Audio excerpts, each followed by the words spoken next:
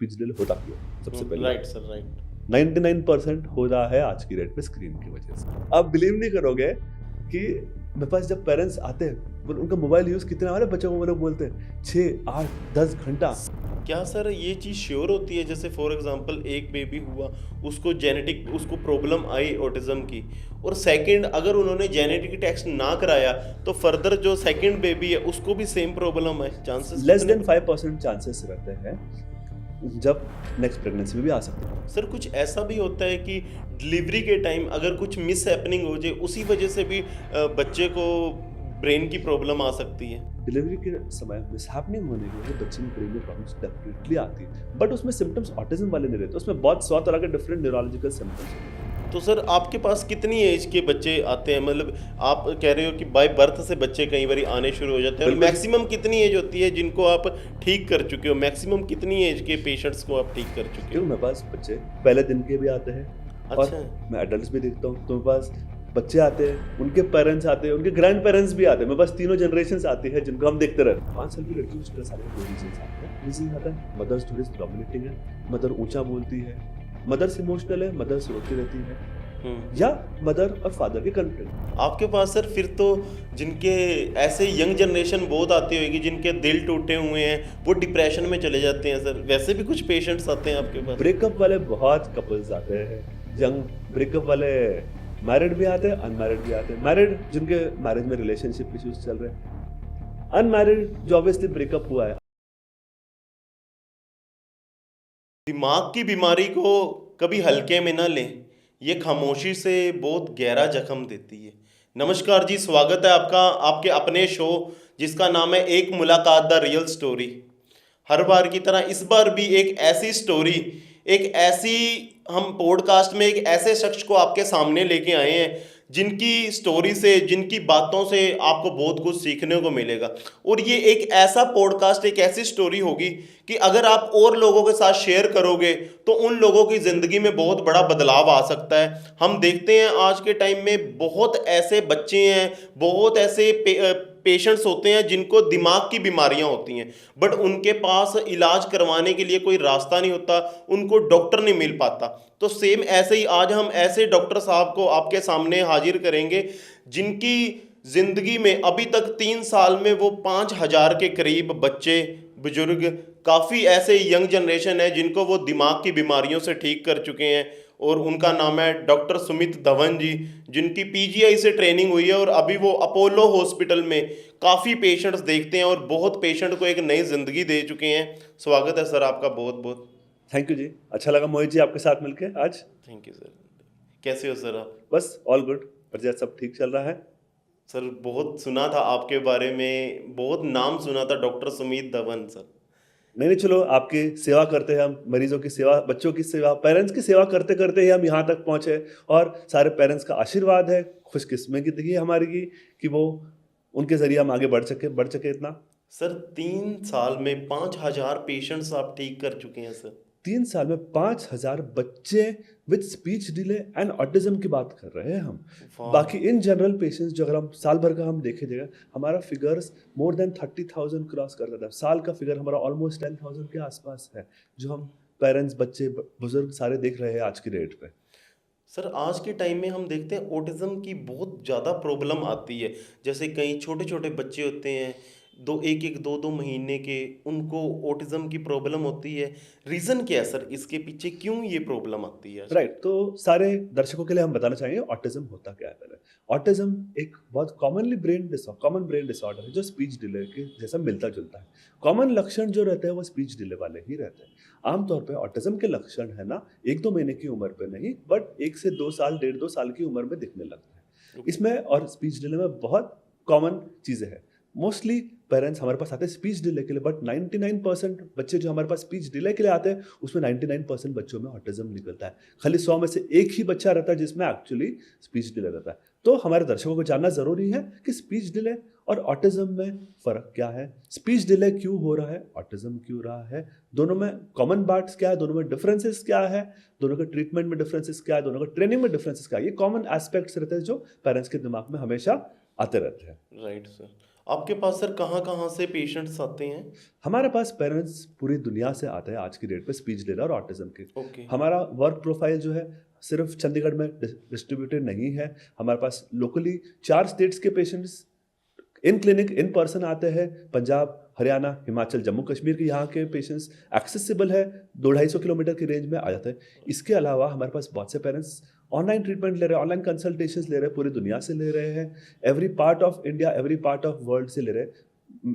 अब इंडिया से अगर आप बात करेंगे तो सारे मेट्रो से सबसे ज़्यादा कॉमन है, यूपी बिहार से कॉमन है, मुंबई, पुणे, दिल्ली, कोलकाता, बैंगलोर, चेन्नई, हैदराबाद, ये सबसे मैक्सिमम डिस्ट्रिक्ट से जहाँ से आ रहे हैं। ओवरसीज भी बहुत सारी पॉपुलेशन है, जो हमारे इंडियन पॉपुलेशन से जो बाहर वर्क कर रही है, बाहर रह रहे हैं।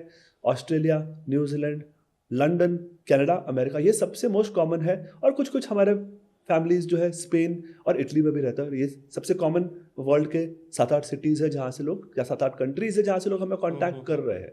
एक्चुअली हमने वर्क प्रोफाइल ऐसा रखा हुआ है कि हमें पेरेंट्स कहीं से भी अप्रोच कर सकते हैं और उनको हम प्रॉपरली कहीं से भी गाइड कर सकते हैं। उनको हमारे पास आने की ज़रूरत नहीं पड़ती। और सबसे मोस्ट इंपॉर्टेंट पार्ट, एक डिस्टेंस बैरियर रहता है। हम सोचते हैं कि चलो हमारे पड़ोस में XYZ डॉक्टर है, इनको जाके दिखा देगा। अब ये डॉक्टर तो दिल्ली में बैठा है, डॉक्टर बॉम्बे में बैठा है, इनको हम कैसे दिखाएंगे? राइट। तो हमने एक ऐसा सिस्टम बना दिया है कि पेरेंट्स को यहाँ पर आने की ज़रूरत नहीं पड़ती। घर बैठे बैठे हमारे से फ़ोन पे अपॉइंटमेंट हो जाती है, डिस्कस हो जाते हैं और हम उनको गाइडेंस प्रोवाइड कर सकते हैं। और मोस्ट इंपॉर्टेंट गाइडेंस ही नहीं, अभी लास्ट 1 ईयर में हमने जो सिस्टम है इतना सिस्टमैटिक कर दिया है कि पहले हमारा थोड़ा सा ऑनलाइन सिस्टम इतना क्लियर कट नहीं था, थोड़ा सा कन्फ्यूजिंग था, पेरेंट्स का सेटिस्फैक्शन रेट थोड़े से इश्यूज थे।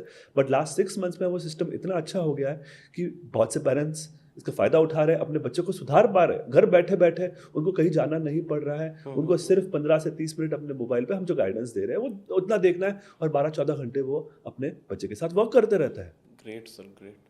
और सर ऑटिज्म रीज़न क्या है सर, क्यों आज के टाइम में बच्चों को ये प्रॉब्लम आती है ऑटिज्म की? राइट, ऑटिज्म से क्यों हो रहा है उससे पहले ये जानना मुझे लगता है स्पीच डिले क्यों हो रहा है। Right. क्योंकि पेरेंट्स का कंसर्न है स्पीच डिले, बच्चा बोल नहीं रहा है, ये सबसे कॉमन है।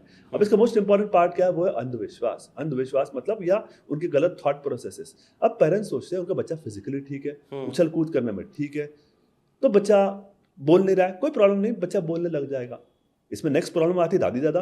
वो लोग सोचते हैं कि अच्छा हमारे तो दोनों बच्चे लेट बोले, हमारे तेरे चाचा चाची लेट बोले, तो वेट कर लो, कुछ नहीं होगा। क्योंकि लिए वो फिजिकली एक बच्चा देख रहे हैं जो बहुत एक्टिव है, जो बहुत स्माइलिंग है, सोशल बिहेवियर, आपका चेहरा देख के कोई बोल नहीं सकता कि बच्चे को दिक्कत आ रही है। तो पहला सबसे कॉमन रीजन आ रहा है कि अंधविश्वास, कि बच्चा लेट बोल रहा है। नेक्स्ट मोस्ट थिंग, हो क्यों रहा है? मोस्टली आज की डेट पे स्पीच डिले और ऑटिज्म जो हो रहा है वो हो रहा है स्क्रीन की वजह से। स्क्रीन मतलब मोबाइल, टीवी, यूट्यूब, लैपटॉप। पूरी दुनिया में आजकल कंटिन्यूस इंटरनेट अवेलेबल है। Right. सबके घर में 2-2 वाईफाई है, 4-4 फोन है, कंटिन्यूस डेटा है जो खत्म नहीं होता है, तो कंटिन्यूस स्क्रीन चलती रहती है। पहले तो हमारे पास 10 साल पहले सिर्फ केबल्स था, उसमें सिर्फ एक ही कार्टून का चैनल आता था। Right. उसमें भी गिने चुने कार्टून्स थे। अब यूट्यूब पे तो अनलिमिटेड कार्टून्स है। अब बहुत से पेरेंट्स सोचते हैं कि बच्चों को राइम्स दिखाओ, बच्चों को ABCD सुनाओ, बच्चा बोलने लग जाएगा।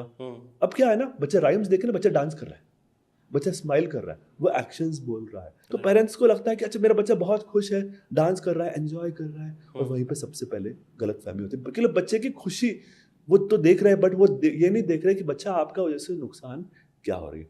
अब इसमें और भी डेंजरस चीज मालूम है क्या है, कि बहुत से बच्चे ना यूट्यूब देख के राइम्स रिकॉर्ड करके बोलने लग जाते हैं, मतलब वो सेम टू सेम राइम्स बोल रहे हैं। Exactly. तो पेरेंट्स को लगता है कि मेरा बच्चा बहुत होशियार है, उसको सारी राइम्स आती है, उसको ये राइम्स आती है, उसको वो भी आता है। अब इसमें और एक नेक्स्ट प्रॉब्लम आती है कि बच्चा बहुत इंटेलिजेंट है। क्यों इंटेलिजेंट है?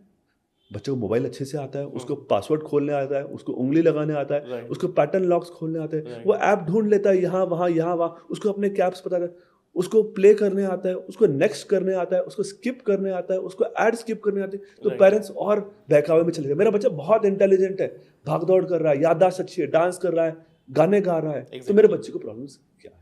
तो इसको बोलते हैं रिकॉर्डेड स्पीच। तो बच्चे का इंटेलिजेंस पेरेंट्स को मिसगाइड कर रहा है। इसमें और भी रहता है कि ना, कि बच्चे की मेमोरी बहुत तेज रहती है, उसको सारी चीजें याद रहती, पापा के पॉकेट में ये है, आंटी के पॉकेट में है, आंटी के पर्स में ये है, कबर्ड में ये है। उसकी याददाश्त बहुत, वो घर के रास्ते गलियां देख कर रोने लग जाता है कि नहीं मुझे घर पे नहीं जाना, मुझे उस दुकान में जाना है, मुझे उस गली में जाना है। तो बच्चों की याददाश्त बहुत सही रहती है। तो बच्चों की स्ट्रेंथ्स देख के पेरेंट्स मिसगाइड हो जाते हैं। बच्चों की स्ट्रेंथ्स रहती याददाश्त, फिजिकल मेमोरी, रिकॉर्डेड मेमोरी। लेकिन अब वहाँ से गड़बड़ स्टार्ट होने लगती है।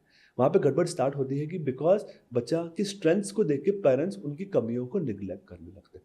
कमियाँ क्या क्या आने लग जाती हैं। अब जो बच्चे कंटिन्यूस स्क्रीन देख रहे हैं ना, उनका सिर्फ दिमाग का आंखों का हिस्सा चल रहा है। Exactly. उनके दिमाग में सिर्फ आंखों में वो चीज़ें देख रहे हैं और वो कॉपी कर रहे हैं, आवाज़ सुन रहे हैं, लेकिन उनको जो आवाज़ और स्पीच आती है ना, वो आपके और हमारे तालमेल करने से आती है। जब मैं आपसे बात करूंगा, आप मेरे से बात को देखिए, आप मेरे को देखिए खुश होगे, मैं आपको देख के खुश होऊंगा, तो बच्चा इस तरह सीखता है। इसको बोलते हैं सोशल बॉन्डिंग, इमोशनल बॉन्डिंग, इसको बोलते हैं सोशल इमोशनल रेसिप्रोकेसिटी।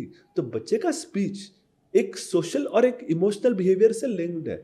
यूट्यूब वाला जो स्पीच है ना, वो रिकॉर्डेड स्पीच, इसमें कोई लर्निंग इमोशंस नहीं है। राइट। तो यहाँ पे पहली प्रॉब्लम आती है कि बच्चे टीवी की वजह से देख के ना, वो उनका विजुअल लर्निंग मतलब आंखों से देखने की क्षमता बहुत स्ट्रांग हो गई है। लेकिन उसकी वजह से क्या हो गया है ना, उनकी जो कानों की क्षमता है वो कम हो गई है। उसको बोलते हैं लैंग्वेज प्रोसेसिंग या ऑडिटरी प्रोसेसिंग, वो उसको बोलते हैं। तो बिकॉज बच्चा आंखों से बहुत अच्छा सीख रहा है ना, पेरेंट्स बोलते हैं मेरा बच्चा बहुत इंटेलिजेंट। Exactly. लेकिन ऑडिटरी प्रोसेसिंग क्या है, ये आपको बात समझना बहुत ज़्यादा जरूरी है। ऑडिटरी प्रोसेसिंग सिंपल लैंग्वेज में लैंग्वेज प्रोसेसिंग या भाषा को प्रोसेस करना, उसको क्या बोलते हैं। बेसिकली अगर बच्चों को आप नाम से बुलाओगे, आद्विक इधर आ जाओ, तो आद्विक नाम पे ही रिस्पॉन्ड नहीं करता है, क्योंकि लिए उसको सिर्फ एक ही आवाज़ सुनाई देती है, वो यूट्यूब की आवाज़। वो राइम सुनेगी, वो दौड़ के चले जाएगा। लेकिन आप उसको 100 बार आद्विक बुला रही, दादी बुला रही, दादी, तो पेरेंट्स थोड़ा कंफ्यूज होते हैं। मेरा बच्चे के ना हियरिंग तो ठीक है, वो राइम्स को तुरंत भाग के चले जाता है। पापा की गाड़ी को सुन के वो तुरंत भाग के चले जाता है। पापा की आवाज़ आई तो तुरंत भाग के चले जाता है। दादू की आवाज़ आई तो क्योंकि लिए उसके काम की चीज़ है, उसको बोलते हैं सिलेक्टिव रिस्पॉन्स।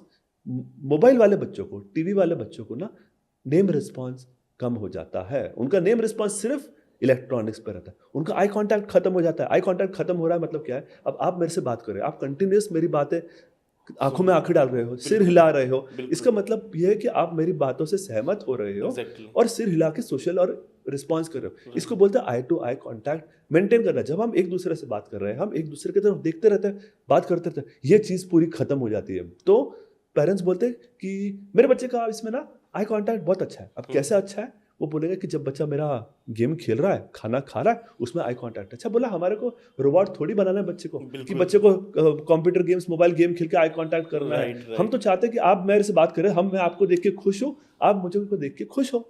हमारा सबसे मोस्ट इंपॉर्टेंट तो आई कांटेक्ट चले जाता है। बच्चा पेरेंट्स को नाम से पहचानता ही नहीं है। मतलब क्या है कि अगर उसको पूछो कि पापा कहाँ है, इधर है। मैं बच्चे से सिर्फ एक ही एक्सपेक्ट करता हूं कि अगर मम्मी पूछ रही पापा कहाँ है, तो बच्चा सिर्फ उसको पॉइंट कर दे। बहुत सिंपल एक्सपेक्टेशन है, इसके लिए बोलने की जरूरत नहीं है। इसके लिए सिर्फ 3 चीज की जरूरत है। बच्चे ने मेरी बात सुनना, बच्चे ने मेरी बात समझना, बिल्कुल, पापा को पहचानना, राइट, पापा की तरफ देखना, राइट, पापा को पॉइंट करना, राइट, और एक स्माइल करना। एग्जैक्टली। 6 स्टेप्स हो गए। और 7वां स्टेप आता है स्पीच, जो कि मेरा मेन कंसर्न है ही नहीं। क्योंकि लिए अगर बच्चे ने मेरी बात सुन ली, तो मेरा गोल बहुत सिंपल है। अगर मैं पूछूं मम्मी कहाँ है, पापा कहाँ है, दादी कहाँ है, दादू कहाँ है, ये कहाँ है, ये कहाँ है। अब जो मोबाइल यूट्यूब वाले बच्चे रहते हैं ना, जो डांस कर रहे हैं, जो बोल रहे हैं, उसमें ये कनेक्शन ही नहीं है। उनको यही नहीं पता कि मम्मी कौन है, पापा कौन है। तो इसको बोलते हैं आइडेंटिफिकेशन नहीं है। अब पेरेंट्स है ना, बहुत ये रहता है, पॉजिटिव रहता है हमेशा। पॉजिटिव रहना चाहिए, उसमें कोई डाउट नहीं है मुझे, लेकिन ओवर पॉजिटिव रहना भी बुरी बात है। मतलब क्या है ना, वो बोलते हैं ना कि मुझे भूख लगी, तो बच्चा मम्मी के पास चले जाता है। उसको बाहर जाना है तो पापा के पास चले जाता है। चॉकलेट चाहिए तो दादू के पास चले जाता है। कुछ और मिठाई चाहिए तो दादी के पास। अब इसको बोलते हैं need based identification. Need based identification मतलब जरूरत। बच्चे को ये पता है कि उसकी कौन सी जरूरत कौन पूरी करने वाला है। बिल्कुल, उसको बोलते हैं नीड बेस्ड। मैं नीड बेस्ड आइडेंटिफिकेशन में इंटरेस्टेड ही नहीं हूं। मेरा गोल बहुत सिंपल है, नेम बेस्ड आइडेंटिफिकेशन। मतलब नाम से ठीक। ये अब ये माइलस्टोन आपको पता है कितनी एज पे आता है? कितनी एज में? गेस मतलब बच्चा मम्मी पापा को कितनी एज पे पॉइंट करने लग जाता है? अप्रोक्सीमेटली 2 ईयर में। 2 साल नहीं है, 8 से 10 महीने का बच्चा भी मम्मी पापा को पॉइंट करता है। 8 महीने का बच्चा मम्मी की आवाज पे टर्न कर लेता है, देखता है। 9-10 महीने पे वो पॉइंट करने लग जाता है। मम्मी पापा को तो वो पॉइंट करने लग जाता है, बाकी मेंबर्स को अगले 2-4 महीने में करने लग जाता है। आप बिलीव नहीं करोगे, मेरी खुद की डॉटर है, आज की डेट पे 14 महीने की है, किस किस को पॉइंट करती है आप बिलीव नहीं करोगे। मम्मी, पापा, दादी, दादा, मेरी दोनों मेड्स को नाम से पहचानती है वो। वाह। घर की हर एक चीज़ों को वो पॉइंट करती। 14 महीने पे उसको पूछो खिड़की, पंखा, लाइट, चेयर, उसको मेरा ट्राइपॉड भी पता है, मेरा कैमरा पता है, उसको मेरे वॉच पता है। उसको पूछेगा वॉच कहाँ है, उसको पता है 2 वॉच है हमारे घर पे, एक वॉच उधर है, एक वॉच इधर है। उसको पूछेगा दूसरी वॉच कहाँ है, तो उसको पूछेगा तीसरी वॉच कहाँ है, फिर मम्मा के हाथ में पॉइंट करेगी। It is all about training, कितना आप अपने बच्चे को सिखा सकते हो। ठीक है, तो सबसे पहले हम बात कर रहे थे स्पीच डिले के बारे में। स्पीच डिले हमने नोटिस किया कि मोस्ट इंपॉर्टेंट पार्ट, बच्चा नेम पे रिस्पॉन्ड ही नहीं करता है, बच्चा आई कांटेक्ट कम मेंटेन करता है, या सूडो आई कांटेक्ट मतलब फॉल्स आई कांटेक्ट, मतलब पेरेंट्स को ओवर इंटरप्रेट कर रहे हैं। तीसरा है मम्मी पापा को आइडेंटिफाई नहीं कर रहा है, पॉइंट नहीं कर रहा है। नेक्स्ट थिंग है किसी भी घर वाली चीजों को नाम से पॉइंट नहीं करता है। अब इसमें भी 2 तरह के पॉइंटिंग रहते हैं। एक रहता है प्रैक्टिस बेस्ड पॉइंटिंग, मतलब ऑब्वियसली जिनके बच्चे बड़े 4-5 साल से है वो प्रैक्टिस के साथ पॉइंट करने लगते हैं। मतलब वो बोलते हैं कि इसको पेरेंट्स बना खुद की कंफर्ट लेवल के इंस्ट्रक्शंस चूज करते हैं। अच्छा मम्मी का फोन उठा लेता है, पापा का फोन उठा लेता है। अब ये अगेन नीड बेस्ड है, बच्चे को पता है मोबाइल उसकी काम की चीज है तो वो चीज आइडेंटिफाई कर देता है। बच्चा आप चम्मच प्लेट लेके सिंक में रख के आता है। अब ऑब्वियसली आपका बच्चा 3-4-5 साल का हो गया, आप 3 साल से कर रहे हो तो चम्मच को सिंक पे रख के आ जाएगा। बिल्कुल। अब इसको बोलते हैं प्रैक्टिस बेस्ड इंस्ट्रक्शन। मैं प्रैक्टिस बेस्ड इंस्ट्रक्शंस में नहीं हो, क्योंकि वो एक प्रैक्टिस, अगर मैं आपको रोज 10-100 बार दौड़ाऊंगा तो आप प्रैक्टिस से करने लग जाओगे। आपका अगर आपके दिमाग में कुछ नहीं भी हुआ तो भी आप आंखें बंद करके ड्राइव करके अपने घर पे ही पहुंचोगे ना। बिल्कुल सर, आपको याद थोड़ी करना पड़ता है। बिल्कुल। अब इसका नेक्स्ट रहता है इंस्ट्रक्शन, रहता है वो है इंस्ट्रक्शंस, मतलब ये है नेम बेस्ड इंस्ट्रक्शन। अगर मैं थोड़ा सा सवाल को ट्विस्ट कर दूंगा, एक काम करता हूँ, ये चम्मच को है ना चेयर पे रख के आ जाओ, चम्मच को ना सोफे पे रख के आ, चम्मच को ना बेड पे रख के आ, चम्मच को ना पर्स में रख के आ, चम्मच को ना बैग पे रख के आ जाओ। अब मैंने ये इंस्ट्रक्शन के लिए बच्चों को मेरी बात सुननी पड़ेगी, बिल्कुल समझनी पड़ेगी। बिल्कुल। अब उसको प्रैक्टिस है कि चम्मच सिंक में डाला है, लेकिन आज मैंने उसको सिंक में डालना बोला ही नहीं ना, बोला ही नहीं। आज तो मैंने कमांड चेंज कर दिया, कमांड थोड़ा सा ट्विस्ट कर दिया। इसको बोलते हैं ऑडिटरी प्रोसेसिंग। ऑडिटरी प्रोसेसिंग मतलब आपको मैं जो बोल रहा हूँ वो आपने करना है। अब ऑडिटरी प्रोसेसिंग ये सिंपल है, चम्मच यहाँ पे रखो या चम्मच उठाओ, ये है 1 स्टेप इंस्ट्रक्शन। चम्मच को चेयर पे रखो, ये 2 स्टेप हो गया। तो उसमें बच्चे को दोनों चीज आइडेंटिफाई करने, चम्मच उठाना और चेयर। राइट। अब इसको हम थोड़ा सा और डिफिकल्ट करते हैं, इसको हम 3 स्टेप में करते हैं। चम्मच को ना पापा के बेड पे रख गया, तो उसको पहले पता नहीं चाहिए चम्मच, पापा का रूम, पापा का बेड। Right sir, right. 3 चीजें हो गई। अब इसको और हम कर सकते हैं, डिफिकल्ट करना है, चम्मच को पापा के बेड के तकिए पे रख दो। 4 स्टेप इंस्ट्रक्शन। अब 4 स्टेप मैंने डिफिकल्ट क्या है कि बच्चे को चारों वर्ड्स याद रखने, चारों वर्ड्स याद रखने, उस कमरे तक पहुंचते तक चारों से याद रखने। मतलब उसका जो अटेंशन मेमोरी है ना वो 10 सेकंड तक चाहिए। वो इतना इजी इंस्ट्रक्शन नहीं है। ये नॉर्मल बच्चे भी 3 साल की एज पे करेंगे ये 3 स्टेप या 4 स्टेप इंस्ट्रक्शंस जो आपको मैं बता रहा हूँ। बट मैं आपको एक अंदाजा दे रहा हूँ कि प्रॉब्लम्स कैसे आती है और क्यों आती है। तो फिर से हम स्पीच डिले पे बात कर रहे थे। पेरेंट्स मिसगाइड कैसे होते हैं, पेरेंट्स मिस इंटरप्रेट कैसे करते हैं। पेरेंट्स हमेशा ना खुद के कंफर्ट में करते हैं। एग्जैक्टली। और इसमें ना और एक पेरेंट्स मान लो सबसे बड़ी गलतियां क्या करते हैं। अब वो लोग सोचते हैं हमारा बच्चा 2-3 साल का हो गया, बोल तो नहीं रहा है, अब स्कूल डाल देते हैं। अब स्कूल में जाके बच्चा सीखने लग जाएगा। अब स्कूल में फिर से क्या होता है, स्कूल में फिर से होता है विजुअल लर्निंग। तो जो बच्चा कुछ सुन नहीं रहा है, कुछ समझ नहीं रहा है, कुछ इंस्ट्रक्शन फॉलो नहीं कर रहा, उसके हाथ में हमने पेन थमा दी और बेटा तो लिख। अब क्योंकि बच्चे का विजुअल इंटेलिजेंस अच्छा है, वो दूसरे बच्चों को देख के काटे मारने लग जाता है। कोई कोई बच्चे लिखने भी लग जाते हैं, कोई कोई बच्चे इतने इंटेलिजेंट रहते हैं कि वो स्पेलिंग्स भी पढ़ लेते हैं, बिल्कुल लिख भी लेते हैं, लेकिन उनके दिमाग में कुछ प्रोसेस नहीं हो रहा है। वो एक रोबोट बन रहे हैं।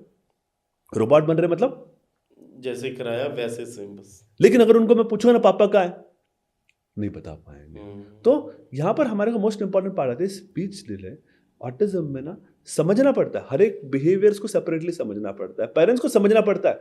तो इसलिए मैं पेरेंट्स को हमेशा एक ही चीज बोलता हूँ इसमें कि तुम्हारे बच्चे में अच्छाइयाँ क्या है और बुराइयाँ क्या है, उसकी एक लिस्ट बना। तुम्हारा बच्चा क्या कर रहा है और क्या नहीं कर रहा है। रीजंस मत ढूंढो, अच्छा ये रीजंस नहीं क्योंकि हमने नहीं सिखाया। हाँ जी, गलत। ऑब्वियसली तुमने नहीं सिखाया तो पड़ोसी थोड़ी आके सिखाने वाला है तुम्हारे बच्चे को। एग्जैक्टली। हाँ, अब नहीं सिखाया मतलब तुम ये थोड़ी बैठ के घर साल भर बैठे रहोगे कि हमने नहीं सिखाया। हम घर पे बिजी हो गए, मैं किचन में बिजी हो गई, मैं सास ससुर बीमार थे उनकी सेवा में बिजी हो गई, मैं XYZ चीजों में बिजी हो गई। बहाने तो 100 रह गए, लेकिन टाइम जो बीत गया, जो तुम्हारे बच्चे का लाइफ का टाइम नुकसान हो गया, वो दोबारा वापस थोड़ी आने वाला नहीं है। आने वाला, बिल्कुल जो चीज तुमने आज नहीं सिखाई, कभी ना कभी तो स्टार्ट करनी ही पड़ेगी। बिल्कुल बिल्कुल। तो अब आमतौर पे जो हमारे पास बच्चे आते हैं, ये बेसिक बेसिक माइलस्टोन्स भी असेस नहीं कर पाते, फुलफिल नहीं कर पाते।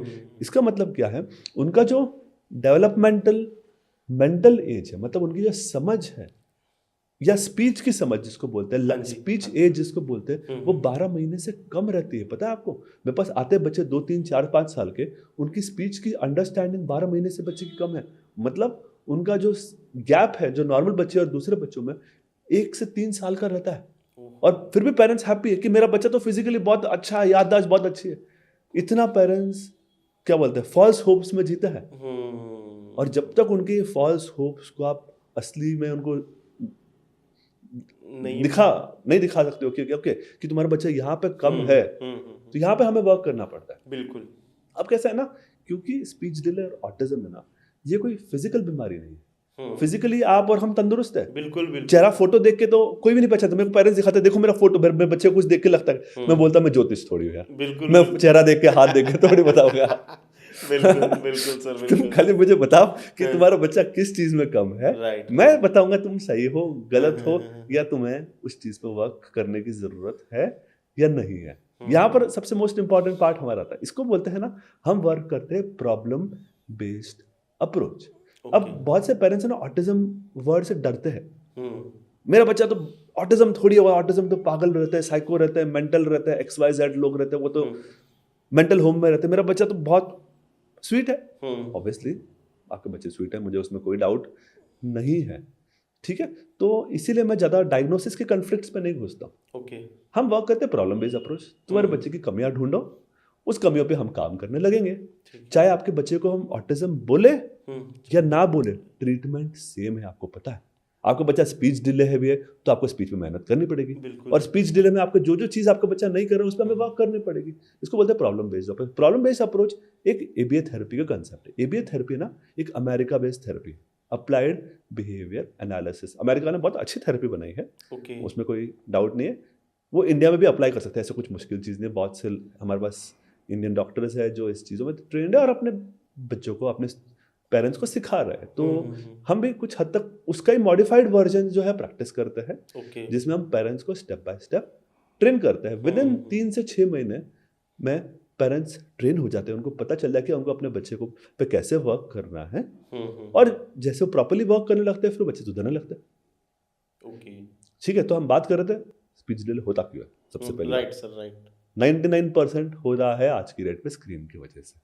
स्क्रीन की वजह से मोबाइल, ट्यूब, यूट्यूब, बड़े बड़े 45 इंच टीवी, 55 इंच टीवी, पूरे 75 इंच टीवी, प्रोजेक्टर्स घर पे लगा। लोगों के पास, पेरेंट्स के पास बहुत पैसे हैं, कंटिन्यूस इंटरनेट है 500 रुपए में साल भर का। एग्जैक्टली और वही चीज, ये ऐशो आराम की जिंदगी ही हमें बिगाड़ रही है। आज के टाइम में तो सर बच्चे रोते हैं, पेरेंट्स उनको खुद चुप करवाने की बजाय पेरेंट्स क्या करते हैं, बच्चे को फोन दे देते हैं कि ले फोन ले ले। बच्चा फोन देखता है और चुप हो जाता है। अब देखो, इसमें कॉमन सिचुएशन बोलता हूँ। अब मैं एग्जांपल देता हूँ हाउस वाइफ्स का। हाँ जी। हाउस वाइफ क्या करें, अब उनको किचन में रसोई बनानी है। बिल्कुल। ऑब्वियसली किचन में नीचे गंदा पानी, बर्तन गिरे रहते हैं, ऑब्वियसली बच्चे को चोट लगने का डर रहता है। बिल्कुल सर। तो ऐसी सिचुएशन, बच्चा घूम रहा है तो उनके टेंशन रहता है। हाँ जी। मोबाइल लेके बच्चा बैठ गया, मदर खुश, मैं तो 3 घंटे के सारे काम कर लिए। और खास तौर पे ना हमारे इंडियन मदर्स और हाउस वाइफ्स है ना, वो अपने किचन के काम के लिए इतना पॉजेसिव है, मतलब वो 24 घंटे किचन पे अपनी जिंदगी डालना चाहती है। मानो आप बिलीव नहीं करोगे। तो मेरा सवाल बहुत सिंपल रहता है, आप अपने बच्चे को कितना टाइम दे रहे हो? उनका जवाब क्या रहता है लगे, बहुत हमेशा मैं 24 घंटा बच्चा मेरे साथ ही रहता है। फिर से मैं पेरेंट्स को क्वेश्चन रिफ्रेम करता हूँ। मैं आपसे ये नहीं पूछ रहा बच्चा 24 घंटे आपके साथ, ऑब्वियसली छोटा बच्चा है, साल 2 साल का बच्चा, तो पड़ोसी के साथ तो नहीं रहने वाला, आपके साथ ही रहने वाला है। बिल्कुल। अब उस नेक्स्ट सवाल रहता है कि आप सिर्फ बच्चे के साथ बैठे हो और कोई काम नहीं कर रहे हो, ये बात कितना है? मतलब आप और बच्चा एक दूसरे से बात कर रहे हो और कुछ नहीं कर रहा, बच्चा आपकी तरफ ही और कुछ काम नहीं कर रहा है। पेरेंट्स का जवाब रहता है हार्डली आधा घंटा। मतलब 24 घंटे में 8-10 घंटा सोएंगे, आधा घंटा बच्चे को देंगे और 12 घंटे किचन में। मैं तो वही सोचता हूँ, उनकी जो शादी हुई है किचन से हुई है, किससे हुई है? क्यों? प्रायोरिटीज ही नहीं है। राइट। वर्किंग मदर्स भी वही कर रहे हैं आजकल। Working mothers work from home laptop पे बैठे हैं, बिल्कुल। बच्चा नीचे बैठा हुआ बच्चा नीचे बैठा, है, मोबाइल लेके बैठा हुआ है। मैक्सिमम बच्चों को तो कई बार तो मेड ही बस देखती हैं, मेड देखती हैं बच्चों को। पेरेंट्स पहले ऑफिस में बिजी होते हैं, उसके बाद उन्होंने घर आके लैपटॉप खोल देना, और इतनी लाइफ बिजी हो चुकी है कि आज के टाइम में पेरेंट्स बच्चों को टाइम ही नहीं दे पाते। टाइम ही नहीं दे पा रहे। मेन प्रॉब्लम वही है, वर्किंग मदर्स बिजी है, हाउस वाइफ्स बिजी है, सब लोग अपनी जिंदगी में बिजी है। और मोबाइल बहुत अच्छी चीज भी है और बुरी चीज भी है। अच्छी चीज क्योंकि बच्चा शांति से बैठा है ना, मेड्स भी बहुत खुश है, वो बच्चे को एक मोबाइल दे देती है और खुद सो जाती है। बिल्कुल बिल्कुल। बच्चा 6 घंटा बैठ के मोबाइल बच्चा देख 6 रहा है। घंटे। आप बिलीव नहीं करोगे कि मेरे पास जब पेरेंट्स आते हैं, उनका मोबाइल यूज कितना हमारे बच्चों को, वो लोग बोलते हैं 6, 8, 10 घंटा स्क्रीन टाइम। स्क्रीन टाइम इतना Oh इतना my पेरेंट्स God. दिखा रहे हैं। और सबसे पहला स्ट्रगल होता क्यों है ना, स्टार्ट कहाँ से होता है? ये स्टार्ट होता है हमारे ईटिंग की वजह से। अब बच्चा खा नहीं रहा है तो बच्चा घूमते रहता है। ऑब्वियस आपको पता है, जब 9 महीने से ऊपर का बच्चा या 10 महीने से ऊपर का बच्चा जब खड़े होने लगता है, जब चलने लगता है ना, वो खुद के भागदौड़ में इतना मतलब एक्साइटेड रहता है कि उसको खाने पीने में कोई इच्छा ही नहीं बची। उसको लगता है मैं भागूं दौड़ूं खेलूं कूदूं ये करूं, तो उसको इच्छा ही नहीं है। अब ऐसे सिचुएशन में पेरेंट्स क्या करते हैं, खाना खिलाने के लिए उसको मोबाइल दिखाने लगते हैं। बिल्कुल। बच्चा देख के खुश हो रहा है, आधा घंटा बैठ के खा रहा है। बिल्कुल, बच्चे का ध्यान उधर होता है, पेरेंट्स मुंह में उसके डालते तो बाइट वो डालते एक रहते हैं। कंफर्ट चीज है, मतलब पेरेंट्स के लिए कंफर्टेबल चीज है, और पेरेंट्स खुश हो जाते हैं कि बच्चा खाना खा रहा है। खा रहा है। राइट। क्योंकि मदर के लिए ना सबसे पहले एक ही प्रेशर रहता है कि मेरा बच्चा खाना खा ले। बिल्कुल। कितना भी खाया रहेगा ना, तो भी मदर को लगता है, उसको रात में नींद ही नहीं आती है, वो कंटिन्यूस कुछ ना कुछ खिलाते रहते। बिल्कुल। तो ये सबसे अनदर, इसमें ना हमारे इंडियन या सारे मदर का जो प्यार है वही एक्चुअली नुकसान कर रहा है। क्योंकि वो सही और गलत चीज उनको पता नहीं है। उनको लग रहा है कि मोबाइल से मेरा बच्चा खा रहा है, एक रोटी खा ली, 2 खोली, एक फ्रूट भी खा लिया, एक XYZ चीज भी खा ली, तो यहाँ पर मेन कंसर्न आने लगता है। तो लाइफस्टाइल, वर्किंग मदर्स, खाना खाने के लिए मेड्स और दादियाँ तो मैं आप बिलीव नहीं करोगे। अब दादियाँ सोचती है कि बच्चे को ना, कोई दादियाँ समझदार रहती है, वो सोचती है कि बच्चे को ना टीवी मोबाइल से ना यूट्यूब से राइम्स नहीं सिखाते, बिल्कुल। हम उनको ना भगवान के गीत सुना देते हैं, कुछ भी XYZ जो भी भगवान के गीत है। अब उसमें प्रॉब्लम क्या है ना, वो है तो स्क्रीनिंग, चाहे राइम्स सुनो या भगवान के गाने सुनो, है तो बच्चे की आंख में तो सिर्फ वो रिकॉर्डेड साउंड ही घुस रहे हैं। राइट। तो भगवान के गानों या सॉन्ग से मुझे परेशानी नहीं है। अगर भगवान के गाने सुने ना तो बुक लो, बैठ के खुद सुनाओ, कौन मना कर रहा है आपको? बिल्कुल। 10 घंटे सुनाओ, बच्चा आगे से रिस्पॉन्स करे, एक इमोशन टच हो बच्चे इमोशन। तो लैंग्वेज के लिए सबसे मोस्ट इम्पॉर्टेंट पार्ट जो है वो है सोशल इमोशनल बॉन्डिंग। मैं जो आपको सिखा रहा हूँ, आप उसको देख के खुश हो रहे हो, उसको रिस्पॉन्ड कर रहे हो, और यही चीज इंपॉर्टेंट है। अब लेकिन एनर्जी बहुत लगती है। ऑब्वियसली हम 5 मिनट सिखाएंगे, आधा घंटा से कितने देर आप सिखा सकते हो? तो यही चीज मुझे लगता है, ये रोल है ना, मल्टीपल मेंबर्स में डिवाइड कर देना चाहिए कि चलो 15-20 मिनट दादी ने दे दिया, 15 मिनट दादू ने दे दिया, 15-20 मिनट मेड ने, तीनों बैठ के कुछ ना कुछ उसको सुना रहे हैं अपने मुंह से या बुक्स के जरिए। तो भगवान के गीत बिल्कुल सुनाओ, सारे गाने सुनाओ, जो आपको सिखाना है सिखाओ, सारे राइम्स सिखाओ, लेकिन खुद रिकॉर्डर के जरिए नहीं। तो इसके जरिए इलेक्ट्रॉनिक लर्निंग की वजह से हमारा बहुत नुकसान हो रहा है। बट काफी बार सिचुएशंस में ना हमारे पास ये तो जो आपको मैंने सारे कारण बताए ना, वो है एनवायरमेंटल या बिहेवियरल या पेरेंटिंग बेस्ड। 99% जो हमारे पास बच्चे स्पीच डिले ऑटिज्म वाले आ रहे हैं, वो इस 3 वजह से आ रहे हैं। लेकिन कुछ मेडिकल कॉजेज भी रहते हैं, जेनेटिक कॉजेज रहते हैं, मेटाबॉलिक कॉजेज रहते हैं। अब आमतौर पे कुछ बच्चे ऐसे रहते हैं जिनका ओवरऑल डेवलपमेंटल डिलेड है, मतलब लेट चलने लगे, लेट बोलने लगे, उनका दिमाग का विकास लेट हो रहा है, उसको बोलते हैं ग्लोबल डेवलपमेंटल। उसके पीछे क्या रीजन होता है? उसके बहुत सारे रीजन, उसमें बहुत सारी बीमारियां जो है ना वो जेनेटिक बीमारियां रहती है। टेस्टिंग बहुत सारी है, बहुत सारी कॉम्प्लिकेटेड टेस्टिंग है, काफी कॉस्टली है। जेनेटिक में मतलब उनकी फैमिली में पहले किसी को फर्दर हुआ होगा। जेनेटिक मतलब होता है जीन रिलेटेड, जेनेटिक मतलब हेरिडिटरी नहीं होता। हेरिडिटरी मतलब फैमिली में पीछे किसी को हुआ। याद रखो, जेनेटिक मतलब ये नहीं होता कि फैमिली में किसी पहले किसी को नहीं तो बच्चे को प्रॉब्लम क्यों आ गई, किसी को भी प्रॉब्लम्स आ सकती है। बिल्कुल। सबसे पहली बात, जीन जेनेटिक कोड है ना, हमारा कंप्यूटर के जैसा कोड है। कंप्यूटर का कोड कैसा रहता है? बाइनरी कोड रहता है, 101010 करके कंप्यूटर का कोड बनता है। तो वैसे जेनेटिक कोड रहता है हमारे, कोडॉन्स बोलते हैं उसको, ATGC, ऐसे 4 नाम के कोडॉन्स रहते हैं, AUGCA, जिसके बेसिस पे हमारा बॉडी का एक कोड बनता है, और उसके बेसिस पे ही बच्चे के या बड़ों की personality, behaviours, shape, physique, memory, learning, intelligence, सारे उसी के बेस। अब ये एक भी थोड़ा सा वेरिएशंस आ गए ना, ए के बदले जी आ गया, ए के बदले एक्स, एक्स वाई जेड दूसरा कुछ आ गया, राइट। इसको बोलते हैं म्यूटेशंस। इसकी वजह से बच्चे के बिहेवियर लर्निंग, तो उसको बोलते हैं जेनेटिक ऑटिज्म को होता है। तो इसमें बहुत सारे टेस्टिंग, तरह के टेस्टिंग होती है। कैरोटाइपिंग होता है, माइक्रो आरएस होते हैं, फ्रेजाइल एक्स पीसीआर होते हैं, होल एक्सोम से, तो बहुत तरह कॉम्प्लिकेटेड नाम के टेस्टिंग है। मुझे लगता है हमारे दर्शकों के लिए हम भी एक सेपरेट टॉपिक में डिस्कस करेंगे के लिए अननेसेसरी पेरेंट्स कंफ्यूजन। तो आज की डेट में 99% है स्क्रीन रिलेटेड, 1% है जेनेटिक, जिसमें बच्चे का फिजिकल डेवलपमेंट डिले रह सकता है अलॉन्ग विद स्पीच डिले, या कुछ कुछ सिचुएशंस में रहता है फिजिकल नॉर्मल भी रह सकता है लेकिन स्पीच डिले भी है। अब इसमें ना सबसे मोस्ट इंपॉर्टेंट पार्ट जो होता है ना, वो है स्पीच रिग्रेशन। स्पीच रिग्रेशन मतलब ये एक सबसे बड़ा सदमे वाला टर्म है। मतलब क्या होता है ना, बच्चा 18 महीने, 12 से 18 महीने तक या 24 महीने तक एकदम बिल्कुल ठीक बोल रहा है, 2-4 8-10 वर्ड्स बोलने लग गया है, और अचानक धीरे धीरे वो कम हो जाता है और बोलना वो बंद हो जाता है। उसका रीजन फिर से वही है, 18-24 महीने पे पेरेंट्स को लगता है कि अब बच्चा फिजिकली सब कुछ ठीक है, अब अपने वो जॉब पे जाने लग जाते हैं, मेड्स के भरोसे छोड़ देते हैं, बिल्कुल टीवी मोबाइल यूट्यूब पे पहुंच जाते हैं, और उसकी वजह से उनका स्पीच रिग्रेशन। तो ऐसा कुछ नहीं है कि ऑटिज्म की शुरुआत 12 महीने पे, किसी किसी को 18, 24, 30, 36 इस एज पे भी हो जाती है। तो मोस्ट इंपॉर्टेंटली यहाँ पे सबसे मोस्ट इंपॉर्टेंट पेरेंट्स थोड़ा सा मिसगाइड होते हैं। उनको लगता है मेरा बच्चा तो अब 18 महीने तक ठीक था, मुझे वीडियोस दिखाते, देखो बच्चा खुश रहा है, बोल रहा है, डांस कर रहा है, राइम्स गा रहा है, एक्चुअली नॉर्मल वीडियोस भी रहते हैं, लेकिन 3 साल पे सच में दिक्कतें आने लगते हैं। तो ये जो स्क्रीन रिलेटेड स्पीच डिले या स्क्रीन रिलेटेड स्पीच लॉस या ऑटिज्म रहता है, उसको टेक्निकल लैंग्वेज में बोलते हैं वर्चुअल ऑटिज्म।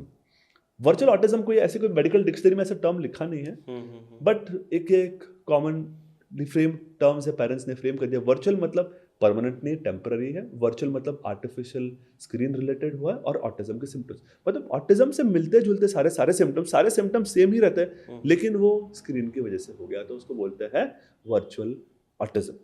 ओके सर, क्या इस चीज को प्रेगनेंसी के टाइम कंट्रोल किया जा सकता है? बहुत अच्छा सवाल पूछा आपने। लेकिन अब पेरेंट्स का सवाल रहता है कि अगर बच्चे को ऑटिज्म है, जेनेटिक है, हमने प्रेगनेंसी में सारे टेस्ट किए, बिल्कुल। अब प्रेगनेंसी में ना जेनेटिक टेस्टिंग नहीं होती है। सबसे पहली बात, प्रेगनेंसी में होती है अल्ट्रासाउंड, जो कि बच्चे का ग्रॉस फिजिकल स्ट्रक्चर ठीक बना है नहीं बना, नाक ठीक से बनी, हार्ट ठीक से बना है, ये टेस्टिंग करते हैं। कुछ एडवांस टेस्टिंग में वो लोग करते हैं NIPTs, एमनियोसेंटेसिस, मतलब पेट में सुई डाल के टेस्टिंग, जीन टेस्टिंग करते हैं। उसमें भी ना इस तरह की टेस्टिंग नहीं होती है, पहली बात। दूसरी बात, तो ये टेस्टिंग क्या बोलता है, हम प्रेगनेंसी में पिकअप नहीं कर सकते। इंपॉर्टेंट पार्ट ये है, जेनेटिक बीमारियां ना फर्स्ट प्रेगनेंसी में पिकअप करने के चांसेस बहुत ही कम है, क्योंकि हमें पता ही नहीं ना कि किस बीमारी के लिए ढूंढना है। आपको पता है जो जीन टेस्टिंग होती है ना, उसमें लगभग 10,000 जीन्स टेस्ट होते हैं। अब 10,000 जीन्स में ना माइनर से वेरिएशंस आते रहते हैं। अगर वो माइनर से वेरिएशंस पे अगर हम इलाज करने लग जाए तो सारे बच्चे अबॉर्ट हो जाएंगे। बिल्कुल। तो ये testing, autism genetic testing pregnancy में नहीं पिकअप कर सकते किसी भी, लेकिन अगर आपका एक बच्चा ऑटिज्म है तो नेक्स्ट प्रेगनेंसी में हम जरूर प्रिवेंट कर सकते हैं। तो बहुत सारी स्पेसिफिक टेस्टिंग रहती है जो नेक्स्ट प्रेगनेंसी, मतलब अगर आपका एक बच्चे को दिक्कत है तो सेकंड प्रेगनेंसी प्लान करने से पहले detail genetic testing, pregnancy testing, ऐसी पूरी सारी चीजें जरूरी है। तो फिर मदर की जैसे जेनेटिक करवाएं तो फिर मदर का ट्रीटमेंट शुरू होता है? फिर नहीं, आप कंफ्यूज हो रहे हैं। मदर का ट्रीटमेंट नहीं होता है इसमें। पहला टेस्ट ये रहता है कि इसमें बच्चे की जेनेटिक टेस्टिंग होती है। अगर उसमें कुछ गड़बड़ आती है तो दोनों पेरेंट्स की टेस्टिंग की जाती है। ओके। मदर की और फादर की। हमारा ये पर्पस नहीं है कि कारण कौन है, मदर कारण है फादर कारण, ऐसा नहीं होता। यूजुअली क्या होता है ना, जो जीन्स रहता है, जो लक्षण, जो अंश रहते हैं वो दोनों में रहते हैं, लेकिन साइलेंट फॉर्म में रहता है, सप्रेस्ड फॉर्म में रहते हैं। लेकिन उनके बच्चे को जब होता है, अगर किसी में 2 साइलेंट पेरेंट्स में बीमारी होती है और उनका नेक्स्ट बच्चा हो रहा है, तो उनको चांसेस ऑलमोस्ट 25% रहते हैं। तो ऐसा कुछ नहीं है कि मदर ही बीमारी है, मदर का इलाज नहीं, इसमें इलाज कुछ नहीं होता है। ओके। दोनों की प्रॉब्लम्स डिटेक्ट करते, सेम प्रॉब्लम्स प्रेगनेंसी में बच्चे का जो फ्लूइड है वो लेते हैं, उसको जीन से टेस्ट करते और उसमें चेक करते कि उसमें अगर वो सेम बीमारी निकली तो एक ही इलाज रहता है, वो अबॉर्शन। हम प्रेगनेंसी कंटिन्यू करना सजेस्ट नहीं करते, बट इसके चांसेस बहुत कम रहते हैं। ऐसा नहीं कि बहुत हाई चांसेस रहते हैं, लेस देन 5% चांसेस रहता है कि किसी नेक्स्ट बच्चे को आएगा, even after all genetic testing. क्या सर ये चीज़ श्योर होती है, जैसे फॉर एग्जांपल एक बेबी हुआ, उसको जेनेटिक उसको प्रॉब्लम आई ऑटिज्म की, और सेकंड अगर उन्होंने जेनेटिक टेस्ट ना कराया तो फर्दर जो सेकंड बेबी है उसको भी सेम प्रॉब्लम है, चांसेस लेस कितने? देन 5% चांसेस रहते हैं, जब नेक्स्ट प्रेगनेंसी में भी आ सकते हैं। लेकिन एक बात याद रखो, अगर आपको बच्चा है, पता है एक बच्चे को दिक्कत है, तो राइट। नेक्स्ट बच्चे में आप चांस क्यों लेना चाहते हो? जब हमारे पास एडवांस टेस्टिंग अवेलेबल है, तो एडवांस टेस्टिंग करो, 100% श्योर रहो। अगर बिल्कुल। प्रॉपर टेस्टिंग की, सारी जेनेटिक टेस्टिंग की, तो बच्चे को नेक्स्ट बच्चे को ऑटिज्म में रहने के चांसेस लेस देन 1% रहते हैं, ऑलमोस्ट 80% कम हो सकते हैं। फिर भी थोड़े बहुत चांसेस रहते हैं कि कुछ चीज़ें ऐसी भी बीमारी रहती है जो टेस्टिंग में पिकअप ना भी हो, वो तो आपके और हमारे बस में है नहीं। ये कोई भी बिल्कुल मेडिकल टेस्ट 100% एक्यूरेट नहीं होती। बट मैं किसी को भी सजेस्ट नहीं करूंगा कि आप अपने आप रिस्क ले लो। बहुत से पेरेंट्स बोलते हैं नहीं, अपने आप रिस्क ले लो, चांस लेके देख लो। अगर 2 बच्चों को दिक्कत आ गई तो फिर कैसे करोगे? मेरे पास आज की डेट, बिलीव नहीं करोगे, 25 ट्विंस है, ट्विंस, ओके। जिसमें दोनों भाई बहन या भाई भाई या बहन बहन दोनों को ऑटिज्म है। एटलीस्ट 5 फैमिलीज ऐसी हैं जो जिनके दोनों बच्चे, एक छोटे एक बड़े, उनको ऑटिज्म की प्रॉब्लम्स है। तो क्यों रिस्क लेना चाहोगे? तो ऑब्वियसली अगर रिस्क कम है, मतलब ये नहीं कि जीरो रिस्क है। और इसमें ना next most important part parents का मिसगाइड ये होता है कि हमारे बच्चे को तो स्क्रीन से ऑटिज्म हुआ है, मतलब वर्चुअल ऑटिज्म हुआ है, हमारे में ऐसे जेनेटिक प्रॉब्लम नहीं है, राइट। तो हम टेस्ट क्यों करें? याद रखो, स्क्रीन वाले बच्चों में भी ना कुछ प्रपोर्शन ऑफ बच्चे हैं जिनको जेनेटिक कॉजेस निकल आते हैं। तो ये बात याद रखो। सर कुछ ऐसा भी होता है कि डिलीवरी के टाइम अगर कुछ मिस हैपनिंग हो जाए, उसी वजह से भी बच्चे को ब्रेन की प्रॉब्लम आ सकती है? आपने बहुत सही सवाल किया है। डिलीवरी के समय मिसहैपनिंग होने की वजह से बच्चे में ब्रेन में प्रॉब्लम्स डेफिनेटली आती है, बट उसमें सिम्टम्स ऑटिज्म वाले नहीं रहते, उसमें बहुत 100 तरह के डिफरेंट न्यूरोलॉजिकल सिम्टम्स होते हैं। जब डिलीवरी टाइम प्रॉब्लम्स आती है, सबसे पहली प्रॉब्लम आती है कि डिलीवरी का प्रोसेस लंबा हो गया, बिल्कुल। नॉन प्रोग्रेस ऑफ लेबर हो गया, मदर को प्रेगनेंसी के दौरान इन्फेक्शन हो गया, राइट। मिकोनियम स्ट्रीम लाइबर हो, मतलब बच्चे ने एग्जैक्टली। पेट में लैट्रिन कर दी। अब इसकी वजह से क्या होता है ना, बच्चे के दिमाग का ऑक्सीजन कम जाता है, उसको टेक्निकल लैंग्वेज में बोलते हैं hypoxia.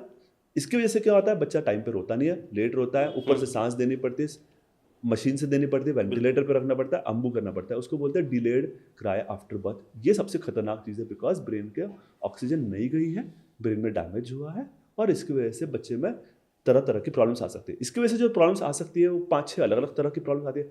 Developmental delay, speech delay, चलने में प्रॉब्लम्स, लर्निंग में प्रॉब्लम्स, मेमोरी में problems, epilepsy, feeding problems, swallowing problems, ऐसे 7-8 तरह की प्रॉब्लम्स आती है, और उसको कॉमनली बोलते हैं सेरेब्रल पाल्सी। तो अगर किसी को डिलीवरी के दौरान प्रॉब्लम्स हुई है तो आमतौर पर उनको सेरेब्रल पाल्सी होने का रिस्क रहता है। बट कुछ कुछ बच्चों को सेरेब्रल पाल्सी ना होके उसमें स्पीच और इनके बिहेवियर्स भी कॉमन आते हैं। इससे रिलेटेड और डिलीवरी से रिलेटेड प्रॉब्लम आती है कि बच्चा नॉर्मल पैदा हुआ है, वजन ठीक भी रह सकता है, वजन कम रह सकता है। कम वाले बच्चों को भी दिक्कत आती है, प्री मैच्योर बच्चे जिनका वजन, या LBW बच्चे, मतलब जिनका लो बर्थ वेट बेबीज है, डिलीवरी के बाद जो बच्चे बीमार हो गए, निमोनिया हो गया, इन्फेक्शन हो गई, ब्रेन इन्फेक्शन, चेस्ट इन्फेक्शन, किसी भी तरह इन्फेक्शन में ब्रेन डैमेज हो सकता है, और उसकी वजह से भी या तो सेरेब्रल पाल्सी या ऑटिज्म या डेवलपमेंटल डिले या एपिलेप्सी, इन तीनों चारों में से कुछ भी रह सकता है। लेकिन काफ़ी सारे बच्चे ठीक भी रह सकते हैं। और जैसे सर डिलीवरी के टाइम अगर बच्चा ना रोए, उसको ब्रेन की कोई ना कोई प्रॉब्लम निकल आती है, कई बार चांसेस होते हैं, फिर फर्दर जब बेबी होता है क्या उसका जेनेटिक टेस्ट कराना जरूरी होता है सर? अब इन बच्चों में ना टेक्निकली जेनेटिक रिस्क या रिकरेंस रिस्क जिसको बोलते हैं वो बहुत कम होता है, लेस देन 2-3% होता है। टेस्टिंग यूजुअली पेरेंट्स कर लेते हैं। ऑब्वियसली एक डिफिकल्ट बच्चे या एक डिपेंडेंट बच्चे का सर्वाइवल डिफिकल्ट है, तो पेरेंट्स यूजुअली सारे टेस्टिंग करा लेते हैं। बट हमें पता रहता है एज ए डॉक्टर कि ओके, टेस्टिंग में निकलने कुछ नहीं वाला है। बिल्कुल बिल्कुल। तो इनको बोलते हैं हाइपोक्सिक इस्केमिक एन्केफेलोपैथी, टेक्निकल लैंग्वेज में HIE। तो ठीक है। उन चीज़ों को कैसे सर सिर्फ थेरेपी के थ्रू ही उन बच्चों को ठीक किया जा सकता है? जैसे कई बारी बच्चे रोते नहीं है, उनको फिर जैसे आपने बताया कि उनको वेंटिलेटर वगैरह पे रखा होता है, तो फर्दर जब बच्चे की रिकवरी होती है, बच्चा ठीक हो जाता है, तो फर्दर जब जैसे धीरे धीरे बच्चा बढ़ता है तो वो बच्चा ना चल पाता है ना प्रॉपरली बोल पाता है, उस चीज़ को क्या सिर्फ स्पीच थेरेपी के थ्रू ही ठीक कर सकते हैं हम? अब इसमें रहता है multi modal therapy. Multi modal therapy मतलब इसको बोलते हैं अर्ली इंटरवेंशन। जब भी ऐसा हाई रिस्क बच्चा हॉस्पिटल से डिस्चार्ज होता है, उसको एक स्टैंडर्डाइज टीम ऑफ डॉक्टर्स देखते हैं, जिसको बोलते हैं डेवलपमेंटल न्यूरोलॉजिस्ट या पीडियाट्रिक न्यूरोलॉजिस्ट, जो रेगुलरली बच्चे की कमियों को मॉनिटर करते रहते हैं। और कभी भी कुछ लगा तो अर्ली इंटरवेंशन स्टार्ट करते हैं। अर्ली इंटरवेंशन में फीडिंग थेरेपी आती है, फिजिकल थेरेपी आती है, फिजियोथेरेपी आती है, ऑक्यूपेशन थेरेपी आती है, बाद में जाके स्पीच थेरेपी भी आने लग जाती है, फिर कुछ सेंसरी इंटीग्रेशन थेरेपी आती, और बाद में जाके उनको बिहेवियर थेरेपी और एबीए थेरेपी, अलग अलग टाइम पे अलग अलग थेरेपीज की ये जरूरत पड़ती कितने है। टाइम पीरियड में सर, फॉर एग्जांपल जैसे बच्चे को प्रॉब्लम आई और बच्चा बोल नहीं पा रहा प्रॉपरली, कितने टाइम बाद मदर को वो चीज कैच करनी चाहिए कि हाँ मेरा बच्चा नहीं बोल रहा है, इसको डॉक्टर को दिखाना चाहिए, कितना पहली टाइम बात पीरियड होना चाहिए पहली उसको? बात कोई भी हाई रिस्क न्यूबॉर्न हाँ जी। जो आईसीयू में एडमिट रहा है, राइट। उसको न्यूरोलॉजिस्ट के साथ रेगुलर फॉलोअप में ज़रूरी है। तो मैं यूजुअली सजेस्ट करता हूँ after discharge monthly visit parents देते रहे, ताकि कुछ प्रॉब्लम्स होगी ना तो हम बेटर पिकअप कर सकते हैं। एग्जैक्टली। पेरेंट्स पिकअप नहीं कर सकते, लेकिन as a doctor as a neurologist हम इन सब चीज़ों को बहुत बारीकी से पिकअप करते हैं। पेरेंट्स ये चीज़ों को साल 2 साल में पिकअप करेंगे, हम 3 से 4 महीने में पिकअप करने लग जाते हैं। तो ऑब्वियसली एक प्रोफेशनल एक्सपर्टीज का डेफिनेटली फर्क पड़ता है। मैं कभी भी ये सजेस्ट नहीं करूँगा कि घर बैठे रहो और जब दिक्कत होगी साल 2 साल बाद तुम आओ। जब चीज़ पहले हम स्टार्ट कर सकते हैं तो लेट क्यों करना है? बिल्कुल, क्योंकि कहीं ना कहीं पेरेंट्स की ये आप कह लो कि एक अणगहली टाइप हो जाती है कि पेरेंट्स ना इस चीज़ को ध्यान नहीं देते ज़्यादा। आज के टाइम में देखते हैं हम, कुछ पेरेंट्स इतने एजुकेटेड नहीं होते कि नहीं वो नहीं इस नहीं, चीज़ को। आप थोड़ा सा गलत समझ रहे हैं इसमें। पेरेंट्स बहुत इंटेलिजेंट रहते हैं, उनको अंदर ही अंदर पता रहता है कि उनके बच्चे में कुछ ना कुछ प्रॉब्लम्स हैं। अब यहाँ पर थोड़ा सा घर वाले मेंबर्स का मिसगाइडेंस हो जाता है, उनको लगता है नहीं ठीक है, ठीक। वेट कर ले, तुम्हारा बिल्कुल बच्चा खा पी तो रहा है, दूध तो बिल्कुल पी रहा है, बिल्कुल थोड़ा बिल्कुल। सा वेट कर ले, वेट कर ले, वेट कर ले। और यही पे काम आता है आंगनवाड़ी वर्कर्स या आशा वर्कर्स का। आंगनवाड़ी वर्कर्स और आशा वर्कर्स क्या करते हैं, वो वैक्सीनेशन पे डील करते हैं। बिल्कुल वो 1.5 महीने, 2.5 महीने और 3.5 महीने पे नॉर्मल बच्चे के वैक्सीनेशन होता है। अब बिल्कुल। उनका काम रहता है कि उन्होंने कुछ रेड फ्लैग साइंस पिकअप कर ले और आगे उनको आगे रिस्पेक्टेड डॉक्टर के पास रेफर कर दे। राइट। तो यूजुअली फर्स्ट कांटेक्ट वर्कर्स जो रहते हैं आंगनवाड़ी वर्कर्स या आशा वर्कर्स रहते हैं। अब ये रहता है गवर्नमेंट सेक्टर। प्राइवेट सेक्टर्स में यूजुअली पेरेंट्स पीडियाट्रिशियंस के पास ही जा रहे हैं शुरुआत से। बिल्कुल अब ये थोड़ा सा फर्क पड़ता है क्योंकि जहाँ पर वैक्सीनेशन प्रॉपर पीडियाट्रिशियंस ही कर रहे हैं, वो चीज़ें जल्दी पिकअप कर लेते हैं। बिल्कुल तो बिल्कुल। ये फर्क पड़ता है थोड़ा सा डिफरेंस इन अप्रोच में।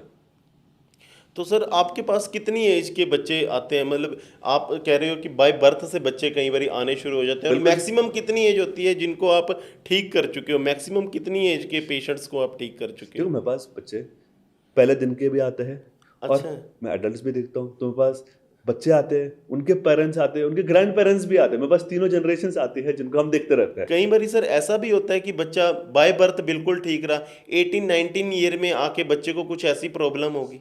बिल्कुल, इसको बोलते हैं माइल्ड डैमेज। माइल्ड डैमेज मतलब क्या है? सपोज बच्चा पैदा होता है, कोई दिक्कत आई हाँ है, जी। दिक्कत बहुत माइल्ड सी हुई, ब्रेन डैमेज बहुत माइल्ड सा हुआ, इसलिए वो ओवरलुक हो गया है। अब प्रॉब्लम क्या है, जो एकदम मामूली से डैमेजेस रहते हैं या मामूली से सिम्टम्स रहते हैं या मामूली सी कमियां रहती है, पेरेंट्स यूजुअली ओवरलुक करते हैं, मतलब नज़रअंदाज करते हैं। अब बिल्कुल इसमें सबसे कॉमन नज़रअंदाज करने के जो सिम्टम्स रहते हैं वो है लर्निंग डिसेबिलिटी। मतलब उनको पता है आपका बच्चा बाकी बच्चों से थोड़ा स्लो सीख रहा है, राइट। लेकिन वो लोग लेट करते जा रहे हैं, लेट करते जा रहे हैं। उनको लगता है कि बच्चा फिजिकली ठीक है।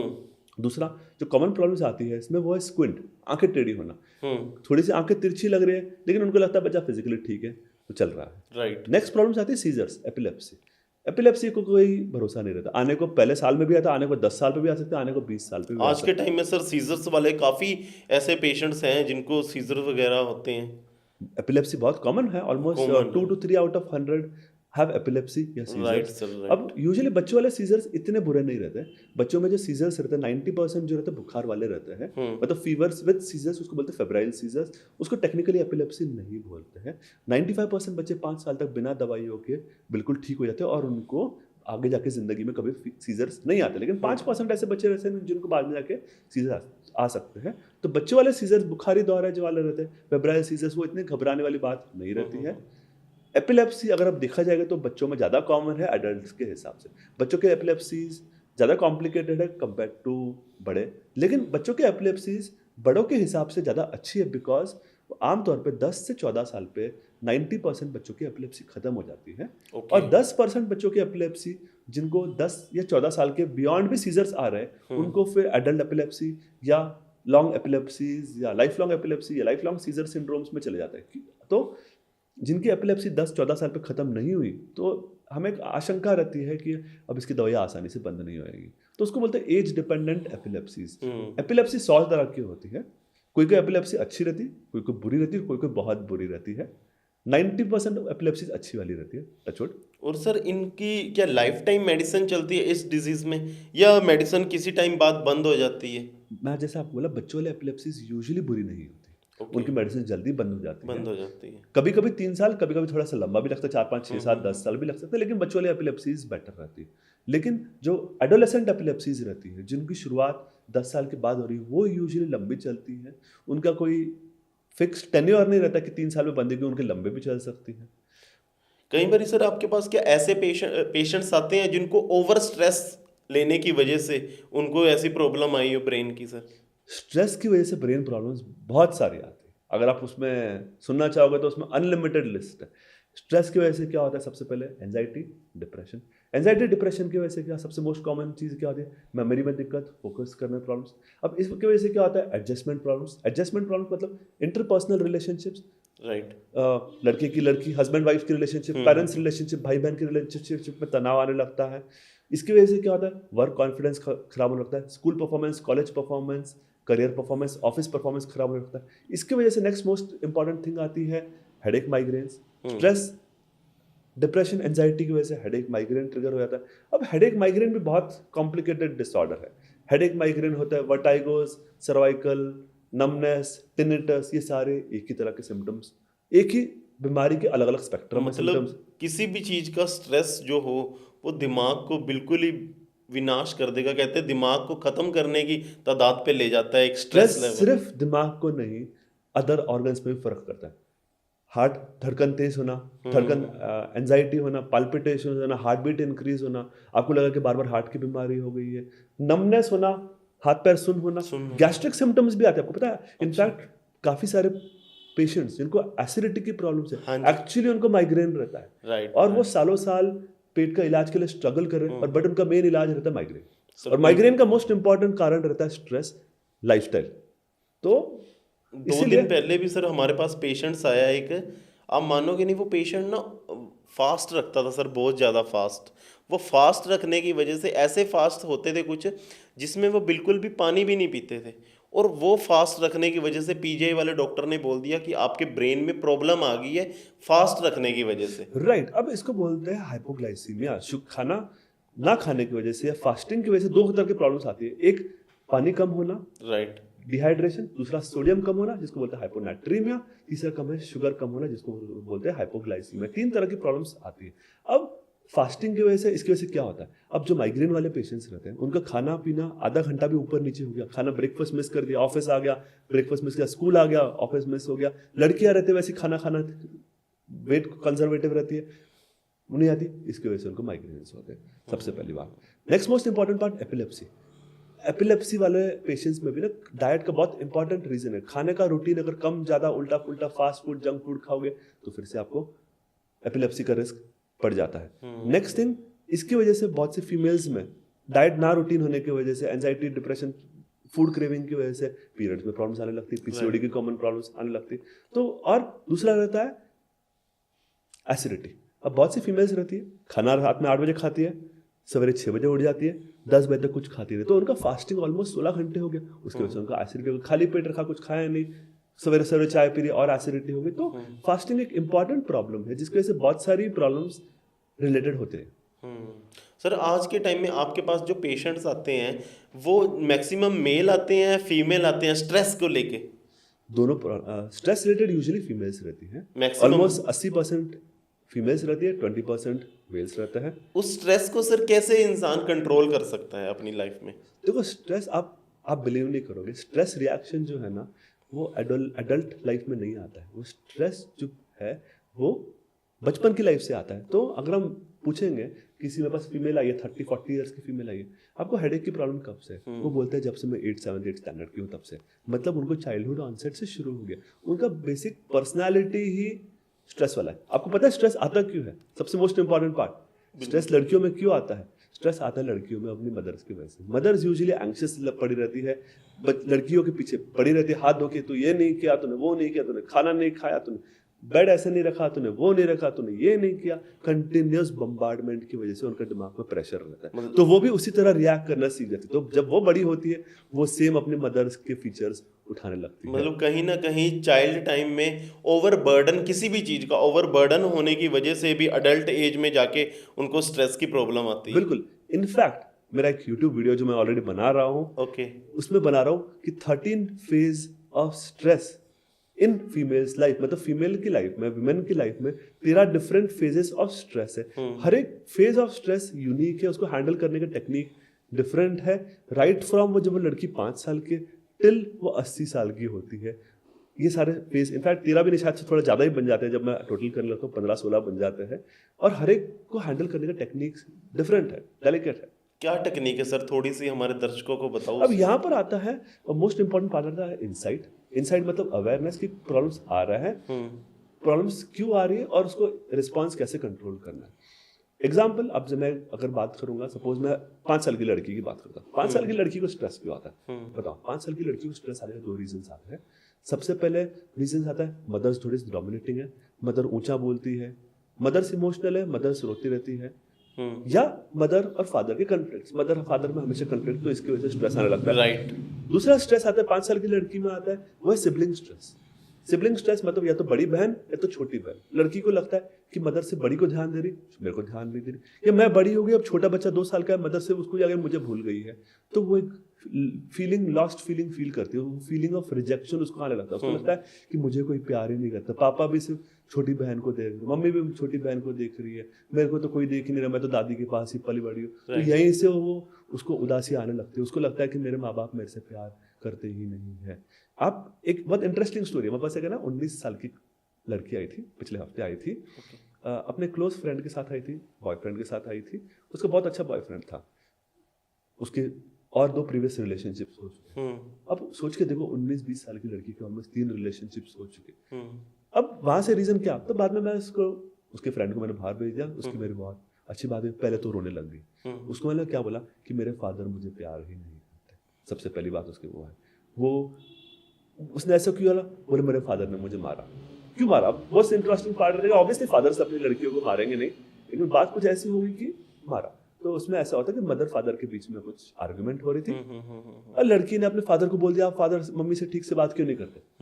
अब फादर ने सोचा कि हम दोनों के बीच की बातचीत में कैसे आ गई, हम अपना देख लेंगे, तू अपना काम कर, तू तो 10 साल की है। और उसको डांट दिया, चिल्ला दिया, और गुस्से में शायद मार भी दिया। अब वो कैसे मारा, धीरे से मारा, जोर से मारा, मुझे नहीं पता, बट वो लड़की के माइंड में एक परमानेंट सदमा बैठ गया कि मेरे फादर है ना, सिर्फ मम्मी से बहुत प्यार से बात करते। तो उसको मैंने वही पूछा कि फादर का पर्सनालिटी कैसा है, कि वो सिर्फ रूडली आपसे ही बात करते हैं कि मम्मी से भी रूडली बात करते हैं, या दूसरे भाई बहन से भी रूडली। नहीं, मम्मा से तो बहुत प्यार करते, मम्मा को बहुत अंडरस्टैंड करते, दूसरा भाई बहन है उसको भी बहुत प्यार करते, लेकिन मेरे से ही बात नहीं करते। तो उसके दिमाग में एक फीलिंग ऑफ रिजेक्शन था, उसे लगता मेरे से कोई प्यार नहीं करता। ये लड़की 18 साल पे लड़ झगड़ के शहर छोड़ के जम्मू से चंडीगढ़ आ गई। क्यों? उसे लगा कि मेरे को तो कोई प्यार ही नहीं करता, मैं अकेला यहाँ पे काम करूंगी, अपने पैसे कमाऊंगी और XYZ। तो यहाँ पर वो हमेशा एक रिलेशनशिप की तलाश में रहते थे। क्यों? क्योंकि उसको एक वो जो प्यार है, जो अपनापन है, उसको अपने घर वालों से नहीं मिला, और इसीलिए वो हमेशा क्लोज फ्रेंड्स के पीछे रहती। तो एक रिलेशनशिप में जाने का तो हमें उससे मुझे परफेक्ट अंदाजा होगा कि इसकी प्रॉब्लम्स क्या आ रही है और उसको हमें कैसे वर्क करना है। तो हर एक सिचुएशन का स्ट्रेस हैंडल करने का तरीका अलग है। अब इसके दिमाग में, जो इस लड़की के दिमाग में जो स्ट्रेस था, वो आज से नहीं, तो पिछले 10 साल से घुटन में बना पड़ा हुआ था।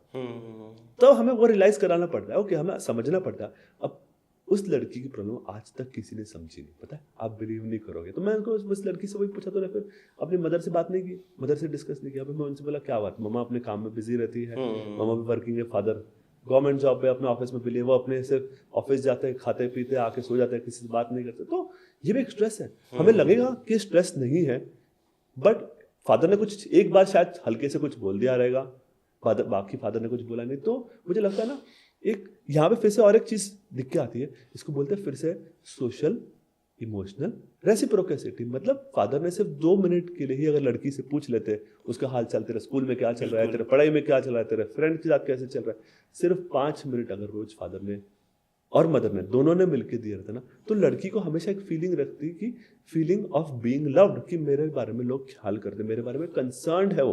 तो मतलब ये भी एक स्ट्रेस है। तो आप बिलीव नहीं करोगे, स्ट्रेस 100 तरह का होता है। सिंस आपने बात रेस की तो मुझे इमीडिएटली पेशेंट की याद आ गई जिन्होंने मुझे पिछले हफ्ते दिखाया था।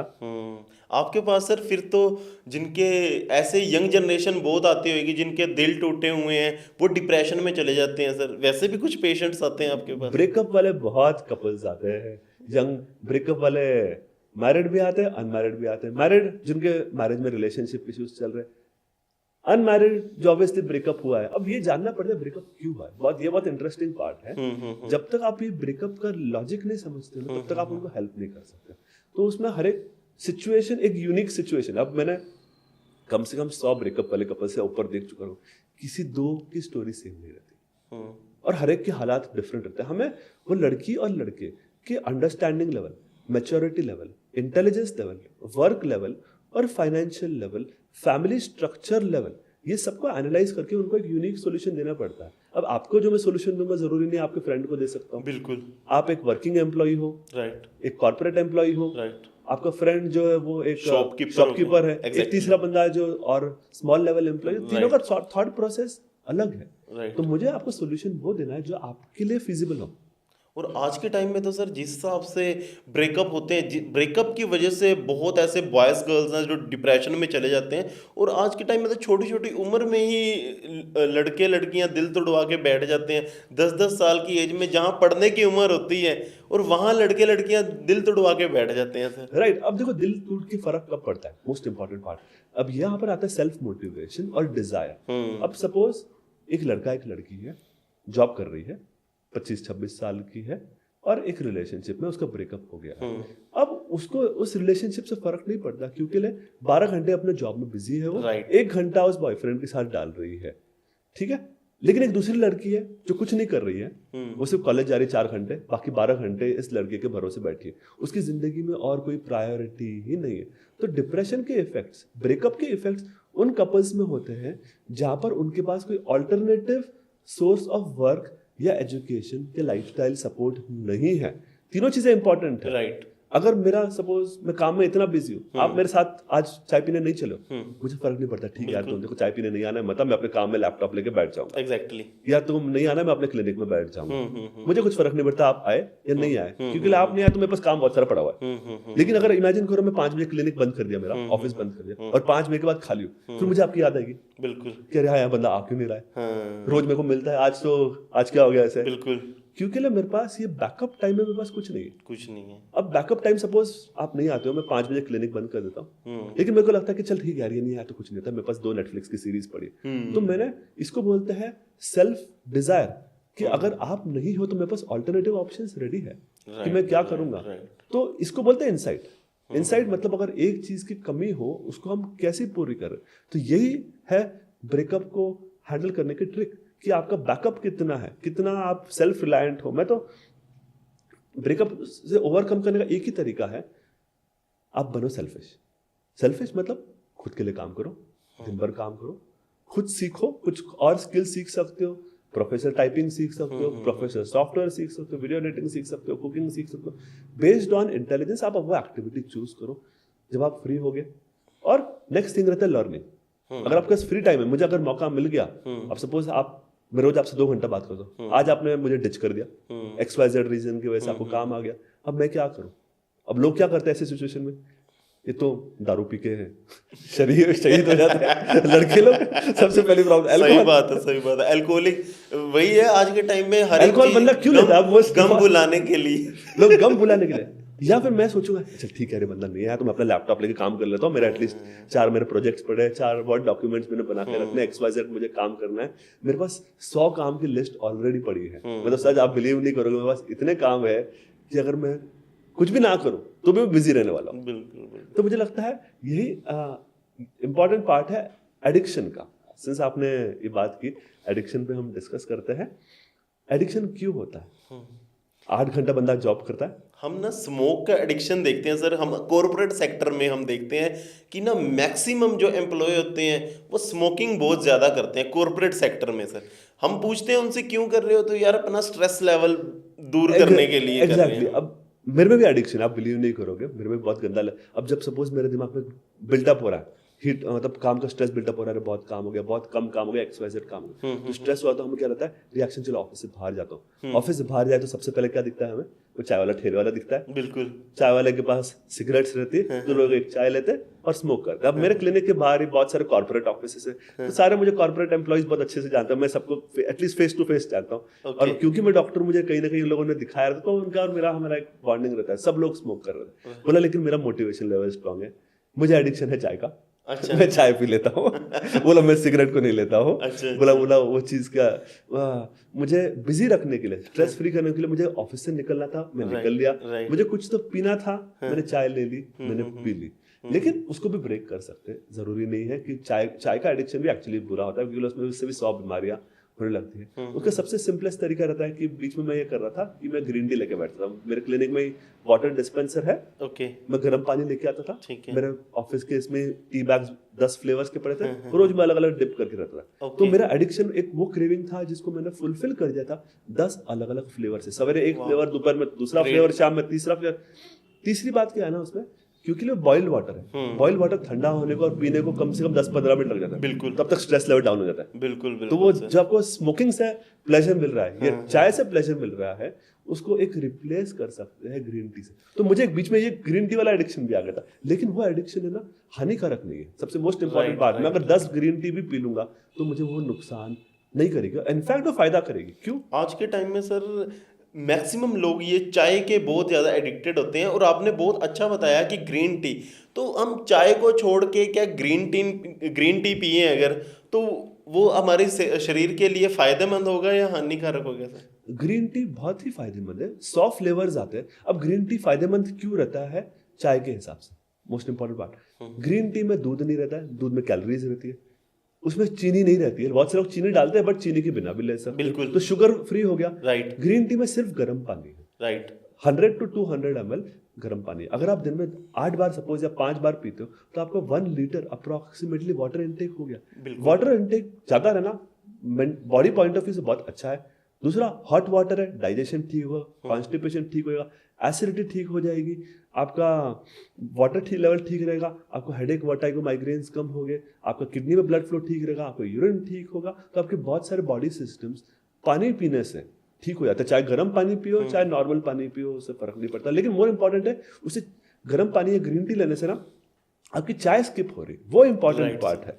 सिर्फ ग्रीन टी पीने से कोई नुकसान नहीं होता। इनफैक्ट ग्रीन टी है ना, जितना कैफीन किक देती है, मतलब चाय ना बहुत सारा कैफीन या कॉफी कैफीन किक देती है, वो ग्रीन टी उतना नहीं देती है, तो वो नुकसान भी नहीं होता है। तो ग्रीन टी के मल्टीपल फायदे हैं, चाहे कोई भी कंपनी का ले लो, कोई भी फ्लेवर्स ले लो।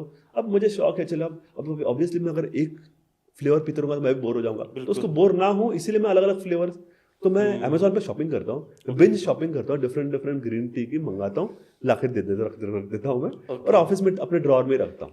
तो ये एक सिंपल आदत है। देखो, आदतें डिफाइन करती है आपको। बिल्कुल। अच्छी आदतें आपको सुधार सकती है, बुरी आदतें आपकी लाइफ खराब करेगी लॉन्ग रन में। तो आपको चूज करना है। तो एडिक्शन ब्रेक करने का तरीका फिर से एक सेल्फिशनेस है या क्रेविंग है। अब मेरा क्रेविंग है, उसको मैंने सब्सटीट्यूट कर दिया है, तो एक सब्सटीट्यूशन टेक्निक है, वो भी एक साइकोलॉजी में टेक्निक है। मतलब मैं साइकोलॉजी अपने डे टू डे लाइफ में बहुत साइकोलॉजी यूज करती हूँ, तो ये एक टेक्निक है तो जो मेरे डिजायर्स फुलफिल कर देती है। बिल्कुल बिल्कुल सर। और सर, आपके पास किस तरह के पेशेंट आते हैं? जैसे ब्रेन के हो गए, इसके अलावा कुछ और तरह के भी, जिनको ब्रेन में एक्सीडेंटल प्रॉब्लम होगी ब्रेन में, उनको उस तरह के भी पेशेंट आते हैं आपके पास? हेड इंजरीज बहुत कॉमन है, एक्सीडेंटल प्रॉब्लम्स की वजह से head injuries, head fractures, skull fractures, spine injuries, vertigos, ये कॉमन प्रॉब्लम आते हैं। अब हेड इंजरी की वजह से ब्रेन में क्लॉटिंग, ब्लीडिंग हो जाती है, काफ़ी बार सर्जरी की जरूरत पड़ती है, काफ़ी बार सर्जरी की जरूरत नहीं भी पड़ती है। इन सब पेशेंट्स को जिनको ब्रेन में ब्लीडिंग या क्लॉटिंग हो गया है, उनको बाद में जाकर सीजर से पैरालिसिस का रिस्क रहता है। तो पैरालिसिस के लिए रिहैबिलिटेशन प्रॉपर जरूरी है, सीजर्स ना हो उनके लिए सीजर्स की मेडिसिन देनी रहती है। तो वर्टाइगोस बहुत कॉमन है, इनफैक्ट चोट लगी हो, ब्लीडिंग ना भी हुआ हो, तो भी इन पेशेंट्स को वर्टाइगोस, चक्कर, डिजीनेस बहुत कॉमन है, जो कि अंदाजा 2-4-6 हफ्ते भी चल सकता है। आपके पास सर जो ब्रेन के पेशेंट आते हैं, इनकी मेडिसिन के साथ इनकी थेरेपी भी होती है सर? थेरेपीज बहुत इंपॉर्टेंट है। जिनको हेड इंजरी हुआ है, पैरालिसिस हुआ है, स्ट्रोक हुआ है, इनके लिए रिहैबिलिटेशन बहुत इंपॉर्टेंट पार्ट है। और ये सबसे निगलेक्टेड एरिया, आपने अच्छा है ये बात की, क्योंकि लिए सारे डॉक्टर्स, चाहे न्यूरोलॉजिस्ट हो, चाहे फिजिशियंस हो, चाहे एक्सवाइजेड डॉक्टर्स हो, सब दवाइयों पर स्ट्रेस दे रहे हैं। दवाई हेल्पफुल है, लेकिन रिहैबिलिटेशन भी इंपॉर्टेंट है। इसलिए मुझे फिजियोथेरेपी काफी कुछ एक्सरसाइजेस आती है, मैं उनको गाइड कर देता हूँ कि पेरेंट्स ने, फैमिली मेंबर्स ने कितनी एक्सरसाइज करनी है, कब करनी है, कौन सी नहीं करनी है और कितना करनी है। बहुत सी एक्सरसाइज है ना, बहुत सिंपल है, इतना कुछ मुश्किल बात नहीं है। लेकिन सबसे मोस्ट इंपॉर्टेंट पार्ट आता है, मुझे क्लिनिक में 2 मिनट चाहिए फैमिली मेंबर्स को सिखाने को। फैमिली मेंबर्स के पास टाइम चाहिए कि वो आधा घंटा 3-4 बार अपने फैमिली मेंबर्स को एक्सरसाइज करें। बिल्कुल। अब उनके लिए 2 चीजें जरूरी है, एक उनका इंटेलिजेंस और एक उनका मोटिवेशन। इंटेलिजेंस की जो मैं सिखा रहा हूँ वो समझ पाए, और मोटिवेशन की उनकी इच्छा हो कि उतना टाइम वो अपने मेंबर्स, अब सारे मेंबर्स है ना अपनी लाइफ में इतना बिजी है कि वो एक दूसरे को टाइम ही नहीं दे पा रहे। तो रिहैबिलिटेशन बहुत इंपॉर्टेंट पार्ट है। यह है फिजिकल रिहैबिलिटेशन। बहुत तरह का कॉग्निटिव रिहैबिलिटेशन या मेंटल रिहैबिलिटेशन भी बहुत जरूरी है। मतलब जो पेशेंट एक्सीडेंट हुआ है या बेड रिडन है, जिनको पैरालिसिस है, जो खाना खाने में डिफिकल्टी, वो चल नहीं पाते हैं, वो फिजिकली डिपेंडेंट हो गए, तो उसकी वजह से ना उनको डिप्रेशन, एंजाइटी, स्ट्रेस, इनसोम्निया, नींद की प्रॉब्लम्स, नींद ना आना, पेन होना, ये तरह के कॉग्निटिव या बिहेवियरल या मेंटल सिम्टम्स भी रहते हैं। अब इनको ओवरकम करना भी बहुत इंपॉर्टेंट पार्ट है, जिसके लिए again lifestyle modification, cognitive behaviour therapy, medicine, तीनों चीज़ की जरूरत है। और ये एरिया बहुत निगलेक्टेड है, क्योंकि लिए कैसा है ना, मोस्टली ये सारी जो प्रॉब्लम्स हैं उसको डील कर रहे हैं न्यूरोलॉजिस्ट और न्यूरोसर्जन्स। ऑब्वियसली दोनों डॉक्टर्स बहुत बिजी है, बिल्कुल बिल्कुल, और इसलिए मेंटल हेल्थ में थोड़ा सा निगलेक्ट हो जाती है। तो आपके पास सर कुछ ऐसे भी हम पेशेंट देखते हैं, हम लाइफ में देखते हैं कुछ ऐसे पेरेंट्स के बच्चे होते हैं जिनको ना पेरेंट्स बांध के रखते हैं। हमने कई बार पूछा इनको बांध के क्यों रखते, तो वो कह रहे बच्चा ना मेंटली अपसेट है। बांध के रखना मतलब आप डिस्क्राइब कर सकते हो? कुछ ऐसे होते हैं कि बच्चा जैसे मेंटली अपसेट होता है, वो एक एज होती है कि पेरेंट्स उसको संभाल सकते हैं, बच्चे को पकड़ सकते हैं। एक जब थोड़ी यंग जनरेशन में 14-15 साल में बच्चा आ जाता है, वो थोड़ा मेंटली अपसेट होता है, तो उस बच्चे को ना पेरेंट्स कंट्रोल नहीं कर पाते, जिसकी वजह से पेरेंट्स को उन बच्चों को बांध के रखना पड़ता है ताकि बच्चा कभी इधर ना चला जाए, कभी किसी चीज़ को तोड़ ना दे, किसी चीज़ को फेंक के कोई चीज़ नुकसान ना कर दे। वैसे ही अब देखो, इसमें 2-3 चीजें इंपॉर्टेंट है। एक है पेरेंटिंग मतलब आपने अपने बच्चों को कितना अच्छे से ट्रेन किया है। दूसरा था कोपिंग अप मैकेनिज्म मतलब बच्चे को खुद सिचुएशंस हैंडल करते आना। ऑब्वियसली 5 साल के ऊपर हमें बच्चे को इंडिपेंडेंस देना पड़ता है ताकि वो खुद अपने आप डिफरेंट चीजें ट्रायल एंड एरर से सीखे। नेक्स्ट थिंग रहता है इनसाइट मतलब जो बच्चा है उसको खुद अंदर से रियलाइज हो कि वो सही कर रहा है, गलत कर रहा है। ऐसी सिचुएशन, तीनों चीजों में जब प्रॉब्लम्स होती है तो बच्चों में हाइपर एक्टिव डिसऑर्डर्स आते हैं, एडीएचडी वाले डिसऑर्डर्स आते हैं, कंडक्ट डिसऑर्डर्स आते हैं, और oppositional defined disorder. Oppositional defined मतलब बच्चा हर एक चीज से आर्ग्यू कर रहा है, मुझे ये नहीं करना है, मुझे वो नहीं करना है, मुझे ये मत दो, मुझे वो मत करना, हर एक चीज को oppose. Conduct disorders, aggressive, tantrums जैसे आपने डिस्क्राइब किया। एडीएचडी में ये सिम्टम्स कुछ हद तक ओवरलैप्स आते हैं, पर यहाँ पर हमारे को मेडिसिन की भी जरूरत पड़ती है। अगर बिहेवियर्स इतने एग्रेसिव हो रहे हैं कि वो दूसरों को नुकसान पहुंचा रहे हैं, इंजरीज पहुंचा रहे हैं, मुझे इंजरीज पहुंचा रहे हैं, मेरे घर माहौल की चीज़ों को तोड़ फोड़ कर रहे हैं, तो यहाँ पर हमें मेडिसिन की जरूरत पड़ती है। और ये बहुत इंपॉर्टेंट पार्ट है। बहुत से फैमिलीज यहाँ पे ओवरलुक करते हैं कि नहीं, थोड़ा सा गुस्से वाला है, हम कंट्रोल कर लेंगे, लेकिन उनको मेडिसिन की एक्चुअल जरूरत है। आप जिंदगी भर 15 साल के लड़के को जेल में बांध के थोड़ी रख सकते हो, रस्सी से थोड़ी बांध के रखोगे, दरवाजा बंद करके लॉक करके तो नहीं रख सकते हो। बिल्कुल। अगर आपको लगता है बच्चे का बिहेवियर आपके फंक्शनिंग में, सोशल इंटीग्रेशन में, सामाजिक इंटीग्रेशन में, सोशल बॉन्डिंग में असर कर रहा है, उसको आपको मेडिसिन की जरूरत पड़ती है। और मेडिसिन बहुत इफेक्टिव है, मेडिसिन लेने से कोई नुकसान नहीं होता है। लेकिन अगर आप मेडिसिन ले लोगे तो बच्चे की लाइफ भी खराब हो जाएगी और आपकी लाइफ भी खराब हो जाएगी। और ऑब्वियसली आप सोचते हो कि मेडिसिन लेने से पूरी दुनिया को पता तो नहीं चल जाएगा। आप चाहे बताओ या ना बताओ, आपके बच्चे के बिहेवियर्स पूरी दुनिया देख रही है और उनको पता है आपका बच्चा अलग है। बिल्कुल। तो यहाँ पर आता है, मेरे पास एक मदर है, जिसे आपने रेस किया, वो मेरे पास बचपन से आ रही है, 7-8 साल की प्रॉब्लम से आ रही है। उसको खुद ब्रेन की प्रॉब्लम से, बाद में ब्रेन की प्रॉब्लम से ठीक हो गई, और वो लड़की 18-20 साल की हो गई, और उसको बहुत ज़्यादा हेडेक, माइग्रेन, वर्टाइगोस, एंजाइटी, ये सिम्टम्स आ रहे हैं। अभी आए क्यों है ना आपको, ये सिम्टम्स आए उसकी मदर की वजह से। मदर को थोड़े से बहुत वियर्ड बिहेवियर है, मदर शक करती रहती है, उसको तरह की चीजें दिखती रहती है, उसको लगता है कि हस्बैंड किसी का चल रहा है, उसको होते हैं हैलुसिनेशंस। टेक्निकल लैंग्वेज में मदर को जो सिम्टम्स है mild form of schizophrenia. Physically देखने में वो ठीक है, वो तो देख के लगेगा भी नहीं कि इस लेडी को कुछ है, लेकिन वो मदर्स कुछ इस तरह बिहेव करती है, इस लड़की को, अपनी डॉटर को ऐसी गालियां देती, लड़कों को ऐसी गालियां देती, हस्बैंड को ऐसी गालियां देती, घर पे शोर शराब, इतना हल्ला होते रहता है कि इसकी वजह से इस लड़की पे असर पड़ा। अब यहाँ पे जो इलाज करने की जरूरत है, ये 19 साल की लड़की का नहीं, उसकी मदर का इलाज करना जरूरी है। और वही तो प्रॉब्लम आ रही है कि वो लेडी दवाई ही नहीं लेना चाहती, तो उसके हस्बैंड और उसकी लड़की ना उसको दवाई में मिला के, पानी में मिला के उसको दवाई खिला देते हैं। तो mental symptoms adult middle age people में बहुत कॉमन है, जिसे एक्सेप्ट ना करने की वजह से पूरा फैमिली डिस्टर्ब हो रही है। कल एक मेरे पास लड़की आई थी, मेरे पास एपिलेप्सी पेशेंट है, वो 30 साल की लड़की है, उसको एपिलेप्सी है, एपिलेप्सी मेडिसिन से कंट्रोल है, लेकिन उसको बीच बीच में सुन हो जाती है, गुम हो जाती है। तो पहले मुझे लगा सीजर्स है, बट सब कुछ इवैल्यूएट करने के बाद पता चला वो सीजर्स नहीं है। फिर पता चला कि उसको स्ट्रेस बहुत ज़्यादा है, ऑफिस स्ट्रेस है और मदर का स्ट्रेस। मदर को भी अगेन स्किज़ोफ्रेनिया, बाइपोलर डिसऑर्डर के सिम्टम्स में मदर उल्टा पुल्टा बोलती है, गालियाँ देने लगती है, कुछ बोलने लगती है, तो कॉन्स्टेंटली इस लड़की के दिमाग में नेगेटिविटी जा रही। तो हमने क्या किया, नेक्स्ट टाइम उसकी मदर को लेके आए। अच्छा, उसकी मदर का इलाज स्टार्ट कर दिया हमने, ये लड़की ठीक हो गई। अच्छा, मदर के ट्रीटमेंट से उसकी लड़की ठीक हाँ, क्योंकि मदर का जो एग्रेशन, जो साइकोसिस, जो बिहेवियर सिम्टम्स थे, एग्रेसिव बिहेवियर, वो हमने मेडिसिन से कंट्रोल कर लिए। तो घर का माहौल ठीक हो गया। घर का माहौल ठीक होने से उसकी जो 30 साल की लड़की थी वो भी ठीक हो गई। आज के टाइम में हम देखते हैं सर, कुछ ऐसी जो प्रॉब्लम आती है रूरल एरिया में, जो हम देखते हैं कि कई बारी बच्चों को जब ये प्रॉब्लम आए तो पेरेंट्स उनको किसी फलाने एक तांत्रिक के पास ले जाते हैं, उसके पास कि धागा बनवा दो, इससे बच्चा ठीक हो जाएगा। बट पेरेंट्स को इन चीज़ों के बारे में नॉलेज ही नहीं होती कि बच्चों को एक्चुअल में ब्रेन में कोई प्रॉब्लम है, बच्चा नहीं चल पा रहा, बच्चा प्रॉपरली बोल नहीं पा रहा, बच्चा अच्छे तरीके से नहीं बोल पा रहा, तो वो तांत्रिक के पास चले जाते हैं कि ये तांत्रिक ठीक कर देगा मेरे बच्चे को। देखो, इसमें हम पेरेंट्स को रोक नहीं सकते। हम उनको बोलते एक ही है, तुम जहाँ पे जाना जाओ। हमें पता है 3 महीने बाद, 6 महीने बाद, साल बाद वो पेरेंट्स दोबारा हमारे पास ही आएगा। अब हमारे पास जब पेरेंट्स आते हैं, ऑब्वियसली हज़ारों लोग हमारे से इलाज करा चुके हैं, तो उनको कहीं ना कहीं से पता चल जाता है कि इनका इलाज यहाँ से हुआ है, तो कहीं ना कहीं से लोग हमारे पास पहुँच जाते हैं। तो हमें इतना सोचने की जरूरत नहीं है। अब हर एक की श्रद्धा अलग है, हर एक का विश्वास अलग है, हर एक का इंटेलिजेंस लेवल अलग है। किसी को हम कमेंट नहीं कर सकते, किसी को चैलेंज नहीं कर सकते। ट्रीटमेंट के लिए सबसे पहले आपका विश्वास जरूरी है। जब तक आप विश्वास ही नहीं करोगे, तब तक आप ठीक कैसे करोगे?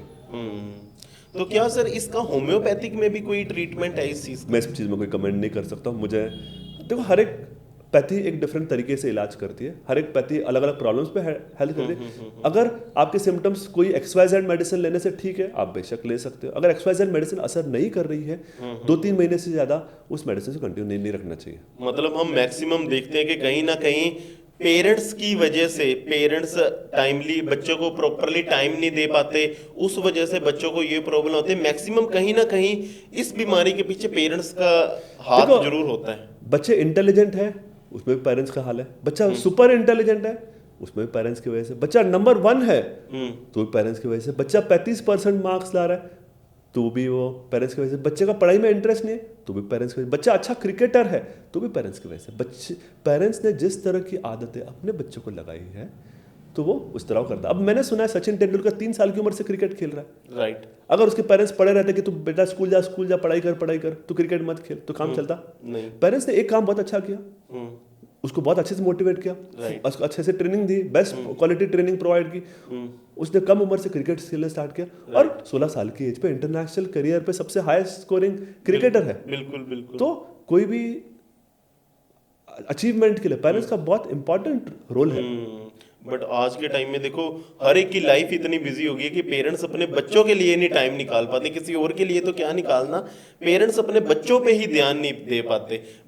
आज के टाइम में जो छोटे छोटे बच्चे पढ़ते होते हैं, उनको ठीक है स्कूल में पढ़ लिया, उसके बाद उनको ट्यूशन भेज दिया, पेरेंट्स के पास टाइम ही नहीं होता कि बच्चों के साथ थोड़ा बैठ के वो टाइम स्पेंड कर सकें, उनकी प्रॉब्लम को जान सकें, उनके डेली रूटीन में क्या प्रॉब्लम आ रही है, क्या लाइफ में चल रहा है। पेरेंट्स के पास सर इस चीज़ के लिए टाइम ही नहीं होता। टाइम तो निकालना ही पड़ेगा। अगर आप टाइम नहीं निकालो तो कौन टाइम निकालने वाला। अब इसके लिए मोस्ट इंपॉर्टेंट पार्ट और एक चीज़ आती है, वो है वर्किंग मदर्स। अब वर्किंग मदर्स क्या कर रहा है, वर्किंग मदर्स है ना, हाउसवाइफ बनना चाहती है। मतलब वो 9 घंटे काम भी करना चाहती है, पैसे भी कमाना चाहती है, लेकिन घर के काम के लिए काम वाली नहीं रखना चाहती और कुक नहीं रखना चाहती। तो वो 10 घंटे काम करेगी, सवेरे 3 घंटा बैठ के कुकिंग करेगी, ऑफिस से आने के बाद 3 घंटा फिर से कुकिंग करेगी, फिर बाद में किचन साफ करेगी। वो निगलेक्ट कर देती है अपने बच्चों को। मुझे लगता है अगर आप काम कर रहे हो, वर्क कर रहे हो, पैसे कमा रहे हो, तो किस लिए कमा रहे हो? ताकि आप एक कंफर्टेबल लाइफ जी सके। 2 5 10 हज़ार आप अपने मेड्स को नहीं दोगे तो आप अपने बच्चे को कॉम्प्रोमाइज़ कर रहे हो। तो मुझे लगता है क्या कॉम्प्रोमाइज़ करना आप ज़रूरी है। घर का किचन कॉम्प्रोमाइज़ कर सकते हो कि बच्चों की लाइफ कॉम्प्रोमाइज़ कर सकते हो। आपको दोनों में से कुछ चूज़ करना पड़ेगा। किचन अगर थोड़ा सा गंदा रह गया तो कुछ नुकसान है, लेकिन अगर बच्चे के बिहेवियर्स या बच्चे का लर्निंग अफेक्ट हो गया तो आपको लाइफ लॉन्ग आपको नुकसान होने वाला है। तो मुझे लगता है यहाँ पर है मदर्स का और फीमेल्स का ऑब्सेशन मतलब है कंटिन्यूस उनका ध्यान किचन में रहना। वो किचन को छोड़ती नहीं, क्या करे, काम भी करे, पैसे भी कमा रही है, लेकिन किचन नहीं छोड़ना चाहती है। बिल्कुल बिल्कुल, क्योंकि हम देखते हैं सर, दिमाग की बीमारी है ना, हमारे शरीर में और किसी चीज में चोट लग जाए तो हमें दिखती है कि फ्रैक्चर हो जाए, हाथ फ्रैक्चर हो जाए, हमें दिखता है। बट अगर कोई ब्रेन की प्रॉब्लम हो जाए वो सर हमें दिखती नहीं है, वो सिर्फ उसी को फील होती है जिसको वो प्रॉब्लम होती है सर। एग्जैक्टली देखो, अगर आपका बच्चा अच्छा करेगा तो फायदा पेरेंट्स का है, और अच्छा नहीं करेगा तो नुकसान भी पेरेंट्स का है। बिल्कुल पूरी दुनिया को क्या फर्क पड़ता है आपका बच्चा 30% मार्क्स लाए या 100% मार्क्स लाए। सर जाते जाते आपका कोई एक मैसेज हो एक पेरेंट्स के लिए या यूथ के लिए, कोई ऐसा हमारे दर्शकों को एक मैसेज कुछ देना चाहते हो सर, ताकि वो अपनी लाइफ में इस चीज़ को फॉलो करें और बहुत अच्छा रिजल्ट आ सकता है उनकी लाइफ में? देखो, प्रोग्रेस करने का एक ही तरीका है, खुद के लिए गोल्स बनाओ और उस पर काम करो। गोल्स तुम्हारे को कोई पेरेंट्स या भाई बहन या दोस्त बना के नहीं देने वाले। जब तक तुम्हारे खुद के अंदर से नहीं आने वाला है, तुम्हें सुधार नहीं होने वाला है, तुम प्रोग्रेस नहीं कर पाओगे। तो गोल डायरेक्टेड वर्किंग, इनसाइट मतलब खुद के बारे में पता करना और कंटिन्यूस अपने गोल पे वर्क करते रहना, यही चीज़ आपको लॉन्ग रन में हेल्प करने वाला है। 20 40 साल बाद ना आपके पेरेंट्स हेल्प करेंगे, ना आपके भाई बहन हेल्प करेंगे, एक ही बंदा आपको खुद हेल्प कर सकता है, वो है खुद आपको। तो जब तक आपका इनसाइट नहीं रहेगा, एज ए डॉक्टर हम इनसाइट वर्ड बहुत इंपॉर्टेंट है, बहुत सिंपल और छोटा वर्ड है लेकिन बहुत पावरफुल वर्ड है ये इनसाइट, जिस पर हमें वर्क करना पड़ता है।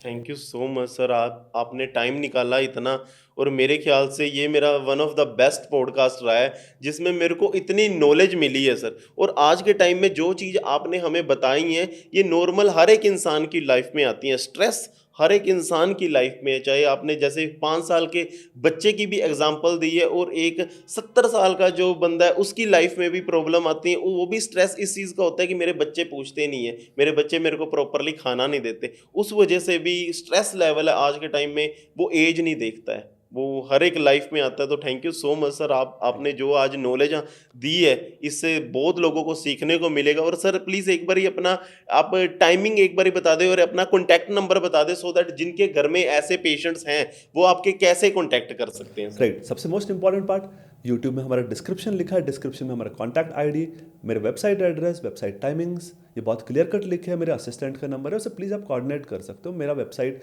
www.drsumet.com है, उसमें सारा address, contact details, appointments, WhatsApp, सब कुछ उस चीज़ से पहुंच सकते हो। इनफैक्ट आप गूगल पे सिर्फ टाइप करो डॉक्टर सुमित धवन, आपको मेरी वेबसाइट बहुत इजीली मिल जाएगी।